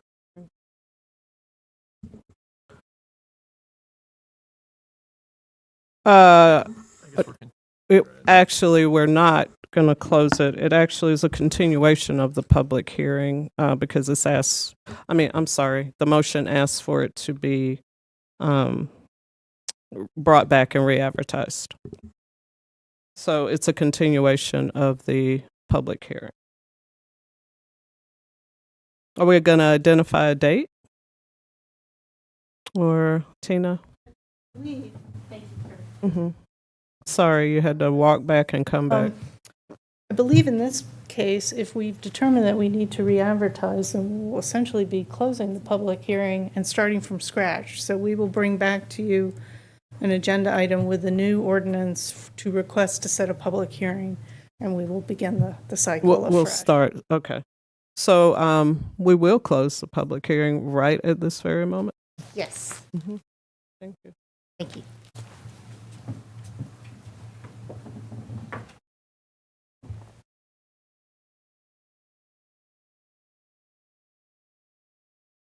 Manager Parker, sorry. Okay, we're next up to other matters. First thing on other matters is the American Recovery Plan Act fund reallocation. This agenda item seeks town council approval to reallocate funds within the ARPA fund for two proposals from affordable housing, nonprofit providers, maintenance and repair of recreation facilities, and to bolster the program provided financial assistance to qualified Carrboro residents. Wendy Welsh, our grants manager, is here to present on this matter. As note, this is only addressing fund reallocation. A separate agenda item will be presented separately following this item to propose awards. Can you see that, Councilmember Frey? Yeah, okay, great. I can see that. Thank you very much. No problem. Right. Good evening, Mayor and council members. In an attempt to get some ARPA money moving forward, I've been trying to work with department heads and get concrete actions on moving this money forward and allocating it before the end of the year. This current item that we're bringing before you works towards three current objectives. One is the affordable housing unit, which goes for $1.6 million. We're trying to allocate $600 million for empowerment and $1 million for Habitat and Humanity. We also would like to do a second round of the Carrboro Family Financial Assistance Program, allocating approximately $150,000 to this program, and hope to include internet as a criteria in the second round. Then we also have some shuffling of recreation, parks, and cultural resource money. And we have our staff that are worried about safety issues at the Anderson Park basketball court and the MLK Junior pump track. And so in concentrating and focusing on those three things, there are some project line items that are decreasing. And this is all money left over within the ARPA line items. We have emergency housing. The Orange County Housing Department does not have the capacity to administer the Emergency Housing Assistance Fund. We're hoping to put this towards the affordable housing units. The Owasso Water Bill Department project was complete, and this is the amount that's left in that line item. We'd like to put that towards the affordable housing units. Small business grants, round 2. Our economic development department just does not have the capacity to administer another round of grants. So this line item we also hope to put towards affordable housing units. The Orange County Veteran Memorial Phase 3, the $10,000 allocated for that was actually paid out of the general fund in 2022. And so there is still a line item there, and we'd like to move that towards the affordable housing units as well. We also have some parking lots. Butler parking lot was paved. That was paid out of general funds. And then we also have Fitch parking lot that's been of debate because we don't actually own the property, and so I don't think that we want to pay for that project out of ARPA funds. We want to use general funds for that as well. Then we have the broadband project. I'll circle back to that. It's a big chunk of money. And then the reallocation within the Recreation, Parks, and Cultural Resource Department, we have the music festival performer honoraria that's actually paid out of from the TDA, and so there's funds left over in that. And the horseshoe pits, staff thinks that the safety concerns with the basketball court and the pump track are more important. If you do have more questions about that, we do have JG, the Director of Parks and Rec, here if you have more questions about that. And so to circle back to the big line item that I think most of you may be concerned with, which is the broadband project. This was a pretty important project to this council, and we had $100,000 moved out of it last year. I think that went to, I'm not quite sure where that went to, but the $100,000 was moved out of there last year, so it left us with $250,000. And this is a really large project here. Building a physical network for something like this is probably going to be a less efficient way to address affordable housing. I think the way our IT sees it is that Carrboro is really covered. There's a lot of accessibility in Carrboro. It may be more of an affordability issue.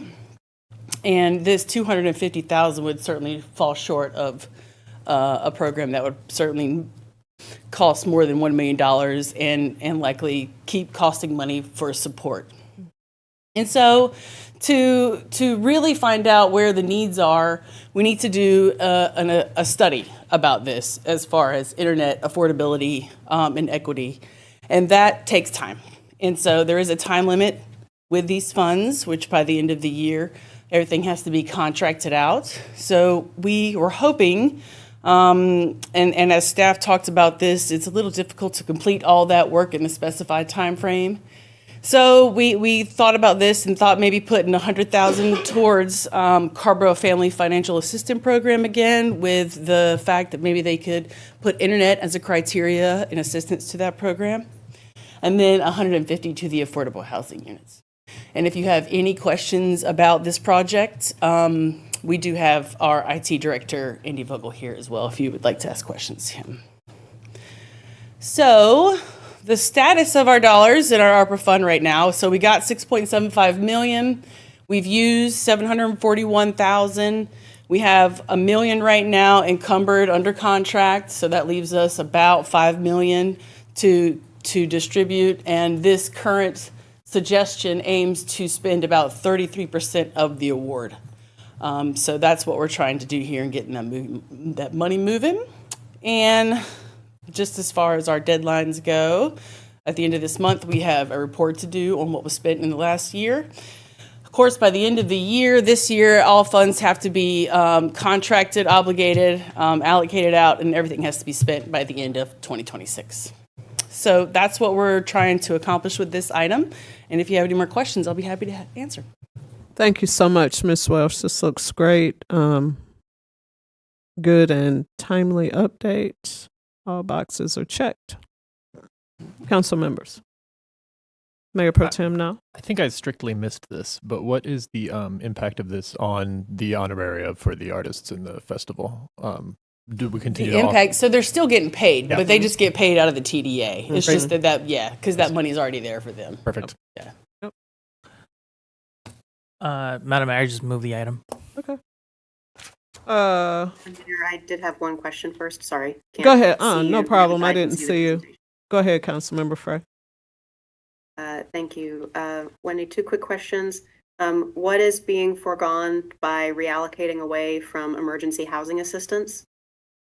So I think, and Anne Marie can certainly speak more to this in the next item, but I believe that just that they don't have the capacity to kind of facilitate this program anymore. And so since we still had this money, we were trying to lop it into kind of a similar line item, which is housing.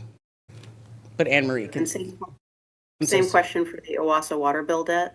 That has all been paid down. We actually, whatever we contracted out, they didn't use all the money. So we just kind of had an overage. And so everybody who wanted to participate in that program, I guess, did. But we just had an overage. And so we were just trying to find a way to kind of reallocate that to another purpose. Thank you so much. And I had a question about the emergency family aid program that we're moving to.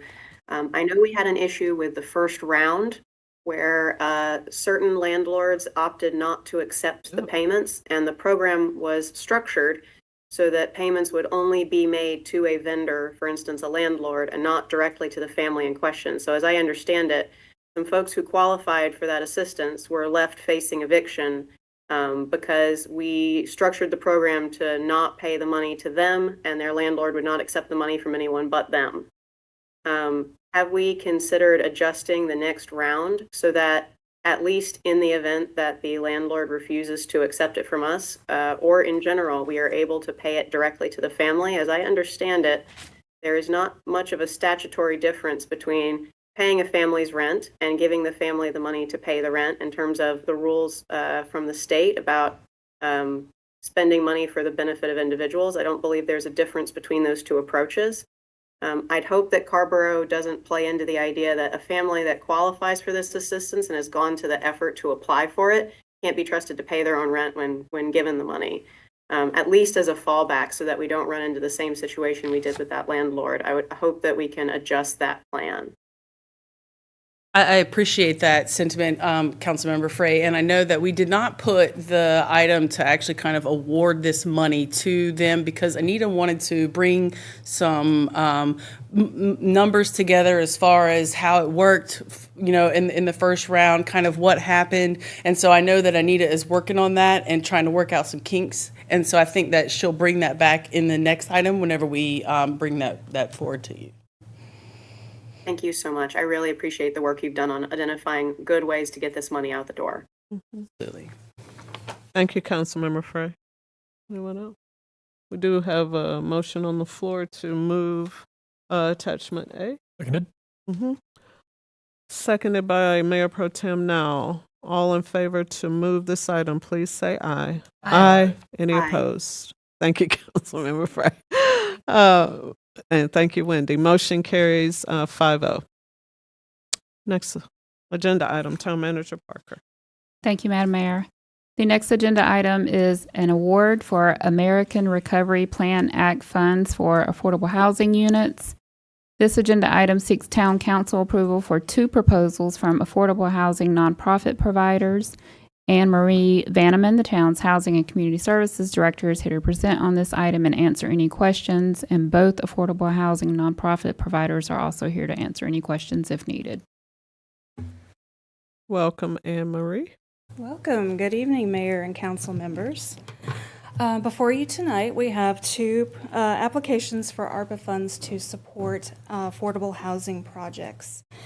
When the Town Council first allocated these funds for affordable housing, the intent was for there to support projects that had the potential for deep impact in the community and even the potential to be transformational for our community. And I think that the 2 proposals that we have before you, while different, meet those criteria. Next, I want to just give you just a brief overview of what we're asking. And as Interim Manager Parker said, we do have Jennifer Player and Dolores Bailey in the audience who can answer more specific questions. So originally, $1 million was allocated for the affordable housing line, and we received 2 proposals that totaled $1.6 million. Empowerment was requesting $600,000 to support the acquisition of 10 rental units that are considered NOAA, naturally occurring affordable housing, on Homestead Road. The property is also on 9 acres and may have some potential to be developed in the future. The second proposal was from Habitat for Humanity of Orange County. They requested $1 million to support pre-development costs on a property 15 acres off Rogers Road. The potential there could possibly be 75 units. So these are both, I think, pretty rare opportunities for the town of Carrboro. Again, just an overview. The Empowerment is an acquisition project and Habitat's pre-development. The Empowerment will immediately acquire 10 existing units that are currently occupied, and Empowerment is committed to not displace those tenants. Again, the property's on 9 acres. It's a rental project, and the overall cost is about $2.5 million. The Habitat project, again, pre-development costs for this property that's 15 acres on Rogers Road. The housing project will be ownership units, and its purpose is to create units for Carrboro, one of our key goals for the town. The project at the time of application was about $19 million. The next 3 lines are really just kind of looking at the percentage the request was of the total project, the cost per person using ARPA funds, and the subsidy per unit. This really just shows the scale of the projects. That's really the difference right there, but I wanted to provide you with those numbers anyway. The Empowerment project will support households who are earning 31 to 60% AMI. And the populations that they will market to will be housing voucher families, veterans, homeless, the homeless population, and older adults. And they secure long-term affordability for 99 years through deed restrictions. And Habitat does the same. And the AMI served in the Habitat project, they're estimating 40 units will be for households who are earning 31 to 60% AMI, and 35 units for households who are earning 61 to 80% AMI. And they are targeting the same demographic, but also disabled as well. And quickly, there's a little map of where the properties are. It's very interesting that they're less than 3 miles apart. The Habitat project is already on a bus line. There is a bus line along Homestead Road. It's a bit far right now from the project, but I think as that area develops, that might be extended.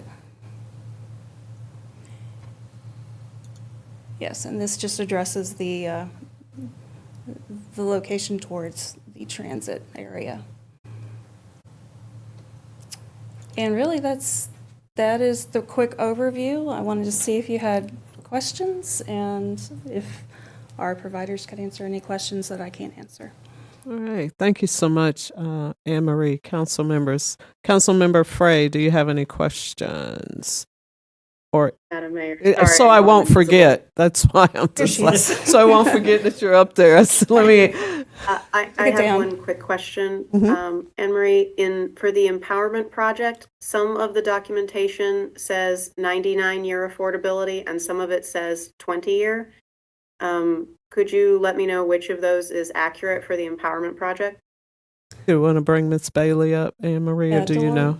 You mind? I Bring believe Ms. it's Bailey up. 99, but it's 99. Oh, 99. There are places where the requirement for that. Can you go to the microphone, Ms. Bailey? Please, thank you. Thank you. Thank you so much, Ms. Bailey. Sorry to haul you up to the mic. That's okay. I just have on my big girl walking shoes today, and I only meant to do minimal walking. So the answer to that really is it will be 99 years, which is what we normally do for the Orange County as well. But there are documents around ARPA money, particularly that says 20 years is as long as a rental project needs to stay affordable. But we do what we always do, which is 99 years. That's why it's 2 different things. Mm-hmm. Just stay here. Yes, just stay here. Good. I'm delighted about these 2 projects. It almost seems like the fact that they're both coming together at the same time is pretty amazing. It is probably one of the best uses of ARPA dollars. It will really make a difference to the families and the residents. And I want to thank you, Dee, for your vision on the property on Homestead. I think that's really important. I really appreciate the fact that the Habitat homes will have the ownership component. I think that's really important because it advances the concept of creating intergenerational wealth, as would the extension of the project that is at Homestead. And I'll move the resolution.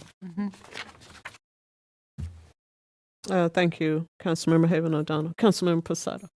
Yeah, before I go into my comments, I'll second the motion because I am also very excited about the fact that we can have two extremely just awesome projects moving forward. I think, one of the things we consistently talk about is affordable housing in Carrboro and how we want to make sure that we're building the way that we need to and ensuring that resources are going to go towards that goal. And I'm just ecstatic about voting for this project, and I thank you both. Not just for your leadership and the staff to make this happen, but not just empowerment and Habitat for your leadership in the community when it comes to meeting the need of some of the most vulnerable. We talked tonight. We saw someone who is in desperate need of housing. So I want to make sure that and to say thank you to both of you for your leadership, for your work, to your teams, to the many folks who have worked on in your organizations, and of course all the folks who are working to provide affordable housing, and not just in Carrboro but in Orange County and everywhere, because we need that. So, Madam Mayor, I will second this motion again for a second time because I'm excited to see this pass. Thank you, Councilmember Posada. And Jennifer is also in the audience from Habitat for Humanity. So we're excited to have both of these fine affordable housing providers in our midst, and just so much appreciate your work, and very excited about both of these projects. And we know here in Carrboro, affordable housing is really top of mind for a lot of folks. So thank you so much. So there is a motion on the floor and a second. If there's no further discussion, all in favor, please say aye. Aye. Aye. Any opposed? Motion carries 5-0. Thank you so much. Thank you.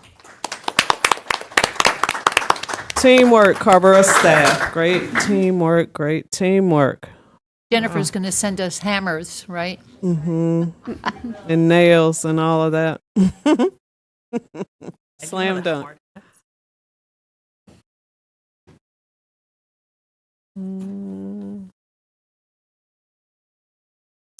Town Manager Parker, next item. I believe it's the last one. Yes, the last item we have tonight is the Special Use Permit A extension request. Town Council is asked to consider approving a request for an extension for a Special Use Permit A for Viridia Architecturally Integrated Subdivision at 810 Old Fayetteville Road. This item was originally presented on March 19th. Council requested to table the item until the applicant could be present, and Marty Roop is here, our Development Review Administrator, to present, as well as the applicant is here as well. Good evening again, everyone. I will be very brief since you heard this presentation a few weeks ago. Mr. Bell is here tonight, so with that, I will just remind you that the permit was originally issued in 2011, has been extended a few times since then, and again, since you've heard this just a few weeks ago, I won't repeat every single bullet point here.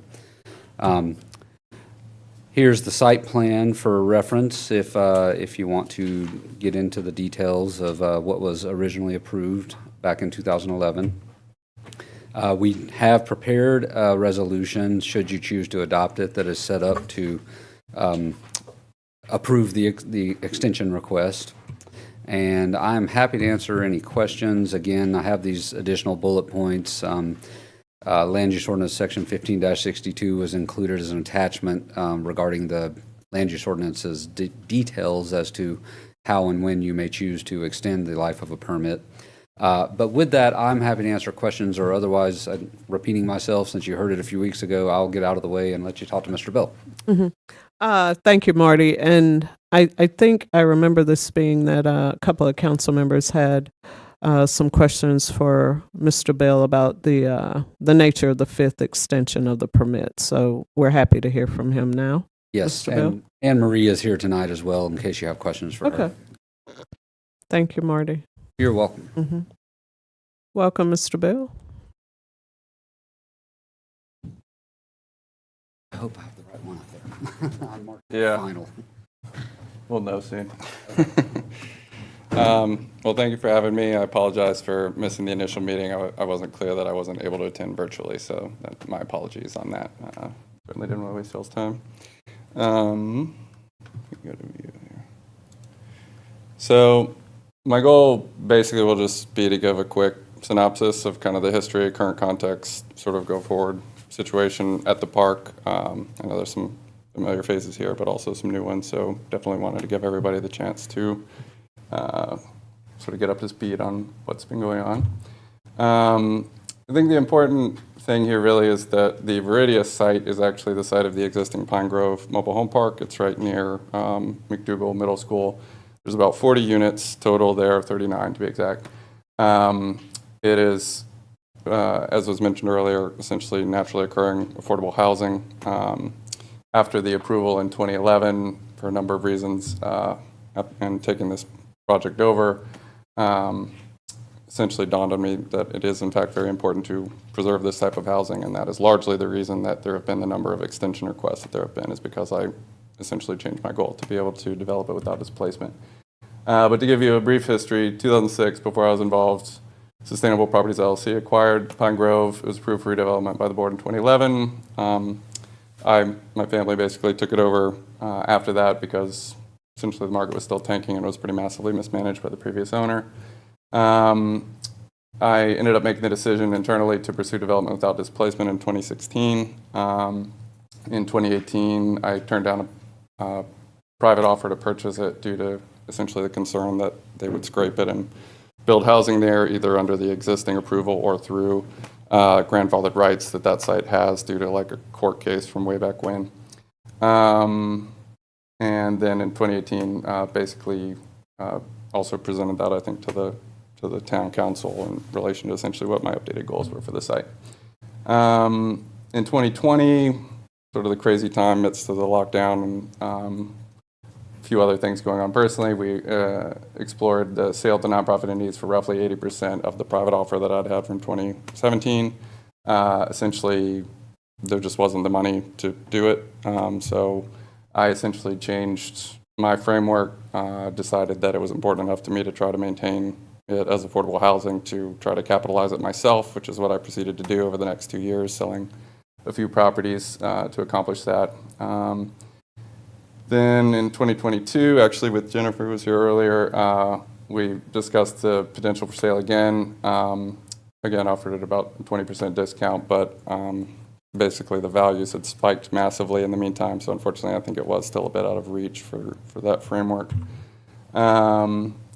2022, hired a new manager, tasked them with trying to advocate for the tenants and correct deferred maintenance issues, which had become an issue on the site, and then basically have been completing that additional work. The biggest issue that I think still exists on site is that the utility bills are very high. I had been in contact with the town about this a couple of years ago about essentially trying to allocate IRA funds for that.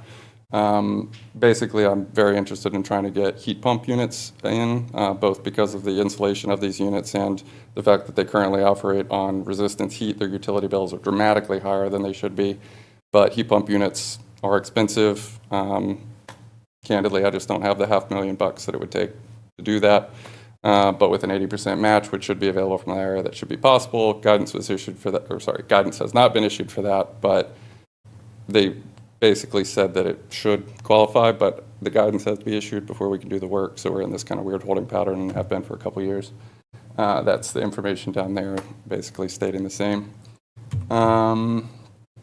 Just some details, basically, you know, we're having some issues with the sewer. We're sort of addressing them as they come up. The infrastructure is about the same age as the units, 50 plus years, it's old. You know, we're really trying to lean into making sure that we stay on top of it to the best we can. The biggest issue really is the freezing. Like when it gets well below freezing, it's just impossible to keep those pipes from freezing.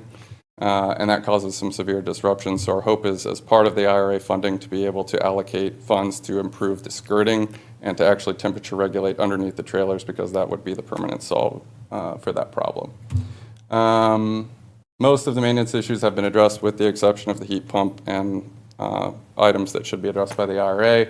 There is a reality that maintaining 50-plus-year-old trailers infrastructure is expensive, and it's just an ongoing thing. That is a reality, but the alternative is to remove them and to put housing that is essentially going to be financially out of reach of the existing tenants on site. So that is why the holding pattern is sort of in place.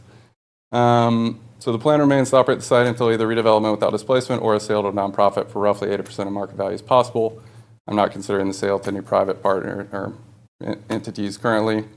And the reason for that is basically that based on the numbers I've crunched, it still would be the most profitable to scrape it and build on the basis of the grandfathered rights. So basically, no matter what anybody tells me they're going to do, like, I'm a little concerned that is what they would in fact do. And I haven't explored putting too many restrictions on that, but there might be a pathway forward there. My current plan, just to update you guys, is that essentially absent a sale to a nonprofit, I intend to transfer it into a nonprofit that I've been working for, but I have to do that once I've cleared the site of debt, so that basically it is my money that is in fact flowing into this other nonprofit. I anticipate being able to do that within about 5 years. The goal that I have that I think is pretty important is to provide a scalable model for redevelopment that doesn't require substantial public subsidies, because I think that if you really want to make a dent nationwide in this crisis, you have to be able to have a model that can work without flowing a significant amount of either public or private funds in. And I do have some ideas on that. I think it's a little out of scope for this, but I'm happy to answer questions on that. To put it in perspective, this is sort of an interesting situation. It's actually more of a question that I'm coming to with you guys. I don't know that the CUP needs to be extended, but there are some upsides to it, and would be a different framework that I would move forward with were it not to be extended, which would be that I would essentially reapproach you in 4 to 5 years once I have a much more concrete plan about how to proceed, and would essentially have an entirely new proposal. As it stands, the goal would be to heavily modify the existing plan in pursuit of some potential marginal savings, and that may prove more palatable to nonprofits that want to buy it. So largely this approval would be to facilitate the potential sale within that 5-year time frame, where I don't think I can move it forward myself, to a nonprofit that can. That's sort of how I think of it. But neither precludes the ability to move forward, nor does it mean that I would sell it to a private developer. And generally, I just want to say thank you. Like, sort of morally, I've appreciated the board's support over the years. It's been my intention to try to maintain this as affordable housing and to try to move it forward in this sort of redemptive way. The board's support for that has been very important, sort of personally and functionally, in terms of the conversations and the way that I've sort of framed it. So I just want to appreciate that. And that is it. Thank you. Thank you, Mr. Bell. Council members, are there questions based on the presentation? Any questions?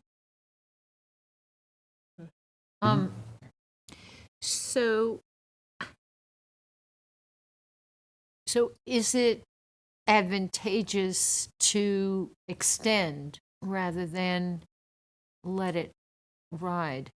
Well, so candidly, I applied for this when there was still a lack of clarity with Jennifer earlier about whether she was interested in purchasing the property. And she had expressed to me that the approval was important for that, and I didn't want to slam the door closed on that. So that's why I applied for the extension, and then basically between then and now, she's basically said, and I also want to comment that I think almost everything that's transpired tonight to me highlights both the need for additional affordable housing and the concrete actions that y'all are taking to address it, and I encourage that very much. I also think the land use ordinance rewrites are needed. You need more supply. You need to drive more supply. So I'm very happy to see that these ARPA funds are being applied to sort of greenfield construction. The unique element that's in play with this project is that it is replacing 40 units of NOAA. So to me, there's a much higher bar for what you would hope to accomplish from that. And my ultimate goal would be to substantially increase density, candidly, on this site. Obviously, well beyond what was proposed in the initial development, but yeah, also potentially in keeping with the ways in which the LUO gets rewritten. I'll be very curious to see. Well, and that's why I asked, because 5 years, fast forward 5 years, the LUO may be very different in terms of, instead of carrying forth a special use permit, so. But we also get to chat every couple of years, so. I mean, I guess I'm just asking, do you really want to extend, or do you want to just, Yeah, honestly, this is a weird situation. Like, had I known that Habitat wasn't, wanting to move forward on this project, I probably wouldn't have. But I also wanted to take the opportunity to present to all of you and to basically update you on, and to thank you, for the status. It's sort of potentially a winding down. Honestly, I'm 50-50. Like, it doesn't hurt. Like, optionality is never bad. But I will tell you, I'm like, that project specifically as it's designed won't get built. So that's sort of the situation, yeah. Okay. Thank you. Councilmember Frey, do you have anything before I look back to? No, just to say, this is a tricky project, right? I think I'm hearing what the applicant is saying. I would also like the applicant to have as many options as possible available to him here, right? I think if we're all saying the goal is for the current tenants to not be displaced, we want to give you as much flexibility as possible, and thank you for pursuing that goal, right? Thank you all for supporting it. Yeah. Councilmember Posada? Yeah, thank you for the presentation. I was very this is the first time I'm seeing it, so good to meet you.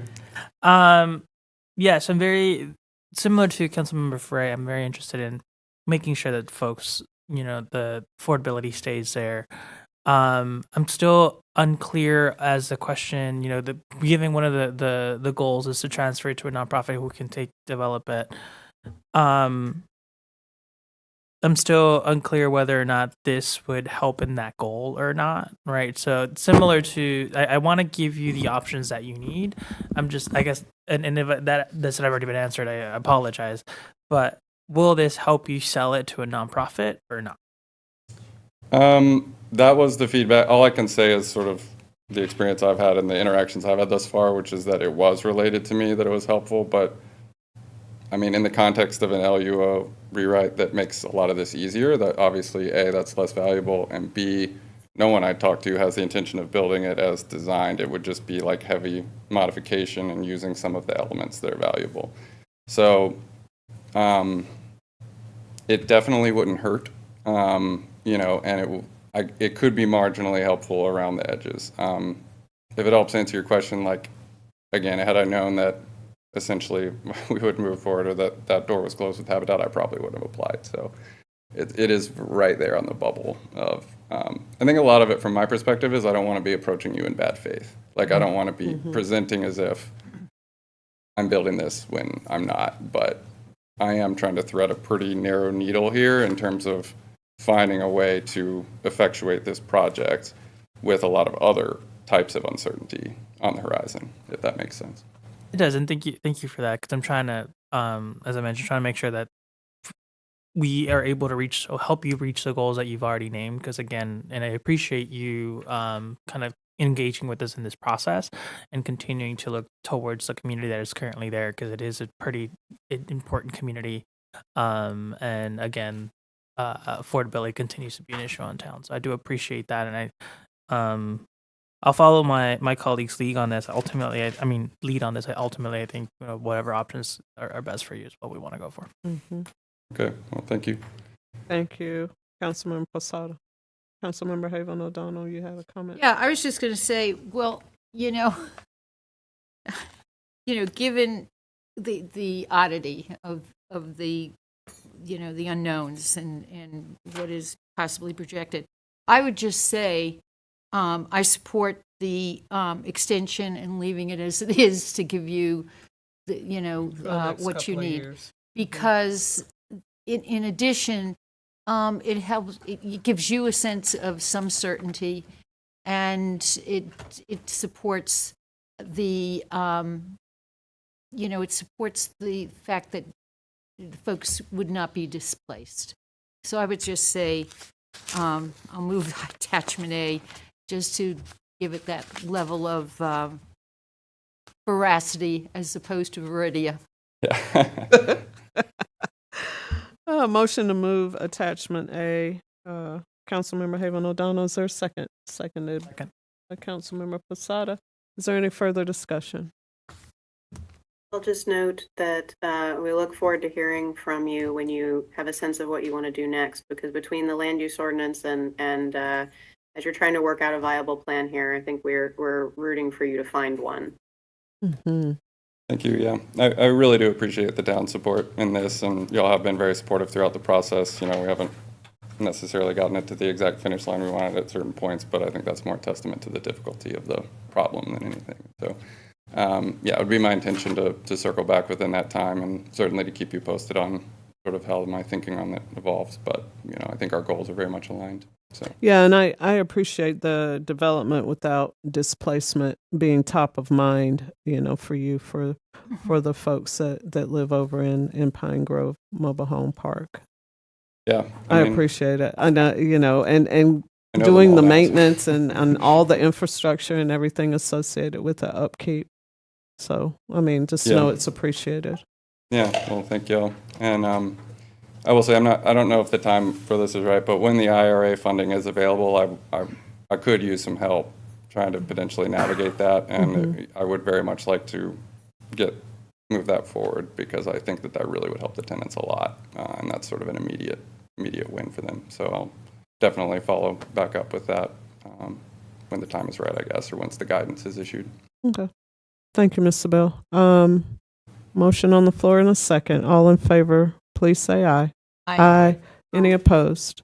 Thank you, Councilmember Frey. Motion carries 5-0. Thank you, Mr. Bell. Good night. Matters by the board. Any? Question. I guess this question is for Anne Marie. Could you come up here for a moment?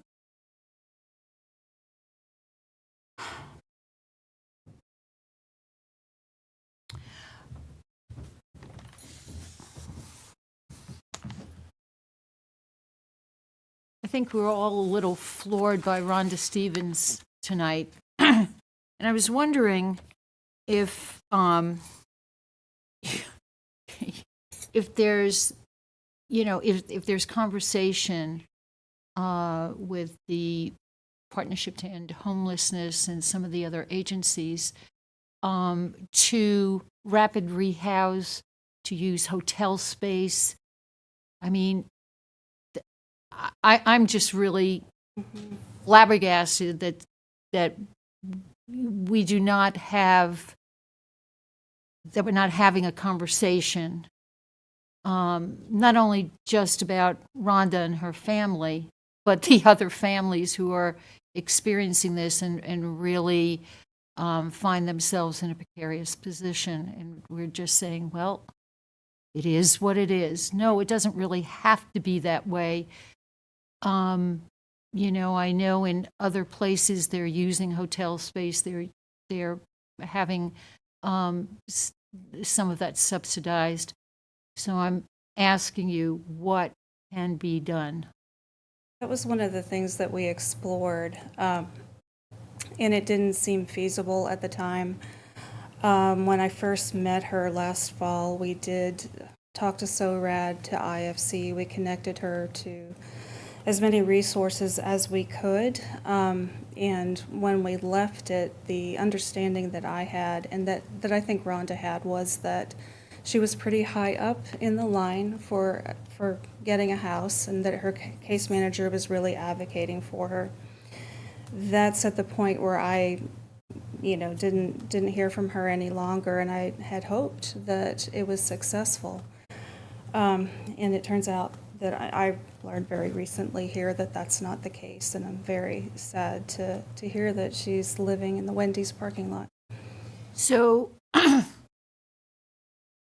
what does it take to think outside the box? I mean, literally. I mean, it's beyond outrageous. There have been very few times that folks in this circumstance have come to us to say that the system is a failure. Mm-hmm. No matter what we want to, you can window dress it any way you want. Yeah. It's failing.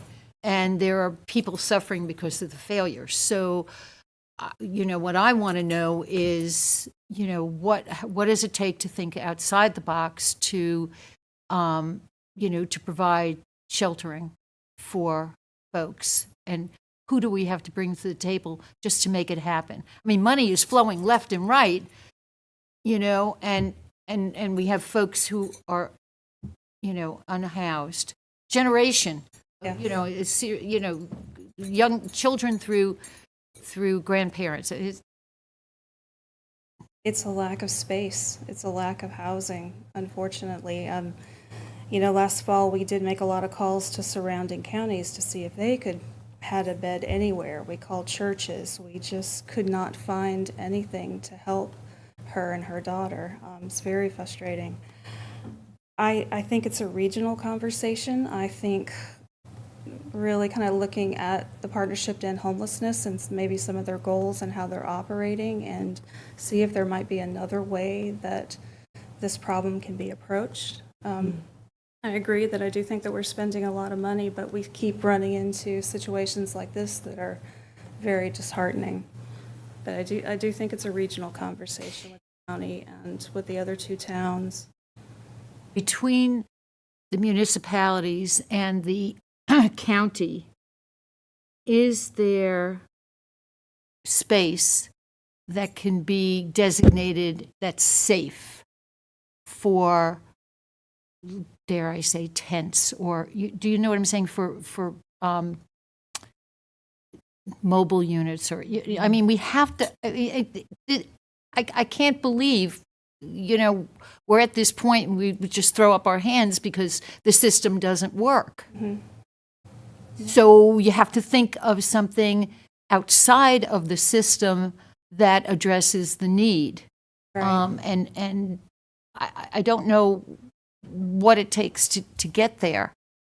But in the meantime, we have families, we have children, there are, people are suffering. And more than that, I think, as was said, people are dying. So what I want to know is, what does it take, to think outside the box and think of space and the apparatus to put in some sheltering. And obviously it would be temporary, but it's got to be better than a parking lot. Yeah. I mean, other municipalities across the country have set up designated camp areas. That requires, additional security measures, I'll say. These are large ideas, though, that would have to come back to you, and you all, I think, would have to think about, what's appropriate for Carrboro, what is appropriate with our resources that we have, and what you would like for the town. I mean, I really think it gets back to that or exploring if there are buildings within the region that could be used as an additional shelter, but that is extra money that cannot be borne by Carrboro alone. Mm-hmm. Exactly. Yeah. Yep, correct. That. Mayor Pro Tem now. Anne Marie, I just want to thank you. Your obvious care for our neighbor is palpable. And I know that it is not news to you that this system fails many people, and dealing with these failures shocks the conscience of all of us who have to.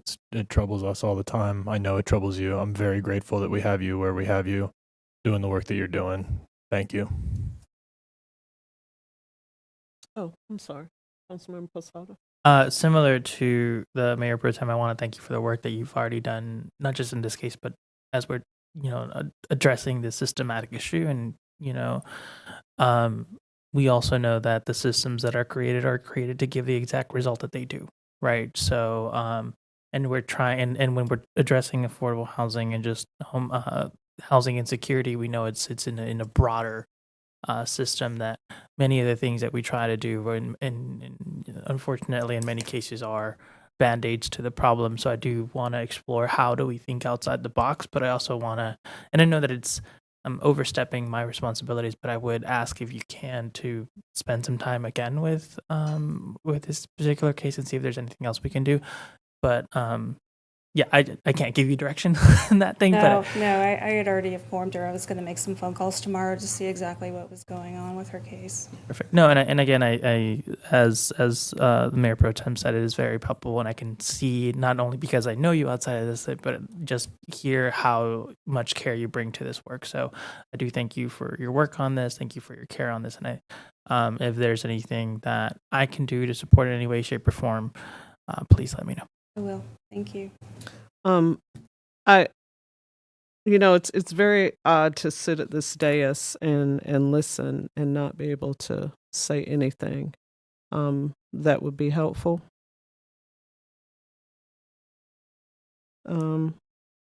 I think about direct impact, things that can be done that will have a direct impact, like a right now effect.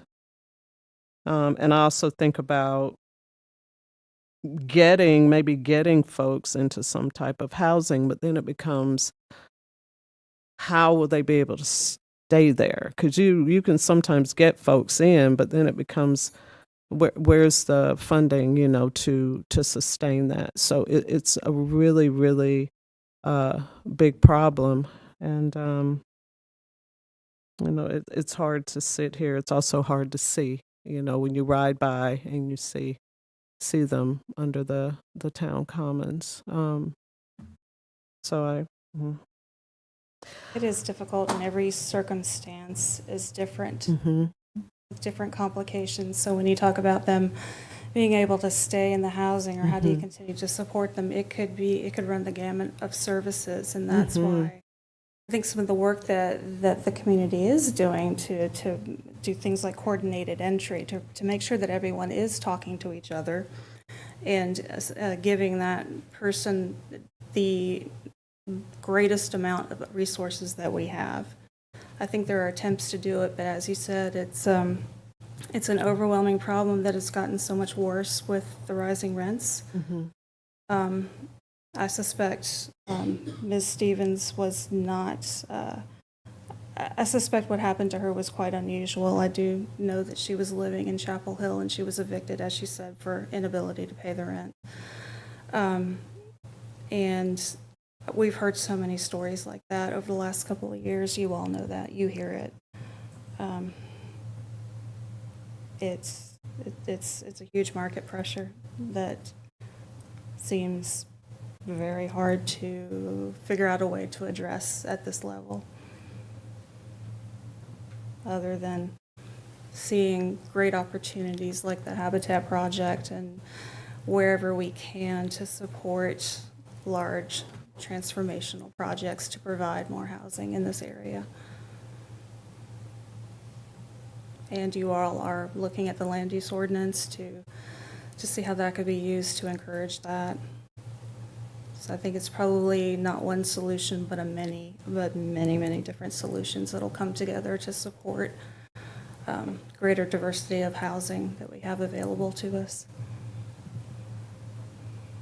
I know you don't have the answer, but I just sit here thinking about like right now, like what can be done right now, and literally it just seems like it's nothing. So I see Councilmember Frey. Madam Mayor. This is something that I have been digging in on all spring through my work with the Orange County Partnership to End Homelessness. I think if there's anybody listening at home right now, this is a good moment to emphasize that there is a a mistaken impression that there is an enormous amount of help for anyone who becomes homeless, that funding is out there and it's just a matter of asking for it. And the sad truth is that that is not the case.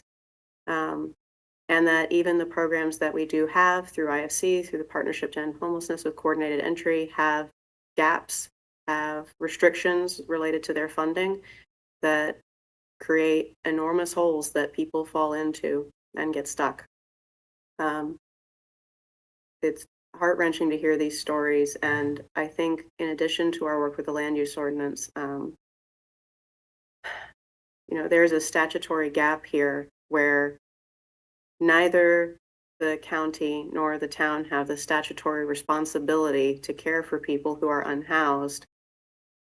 And I am increasingly of the opinion that regardless of the statutory responsibility, we have the human responsibility in Carrboro to act on this. And this is something that I'm hoping to discuss further with you during our budget season. Just to add that. I know it hurts not to have something that the town can do directly tonight. Thank you, Councilmember Frey. Probably all the comments. Thank you, Anne Marie. Thank you. Lisa. Thank you for all that you do. Any other matters by the board? Trigger finger over here. Motion to adjourn. So moved. Second. Can I get a second? Moved and properly seconded to adjourn. All in favor, please say aye. Aye. Aye. Any opposed? Motion carries 5-0. We are adjourned.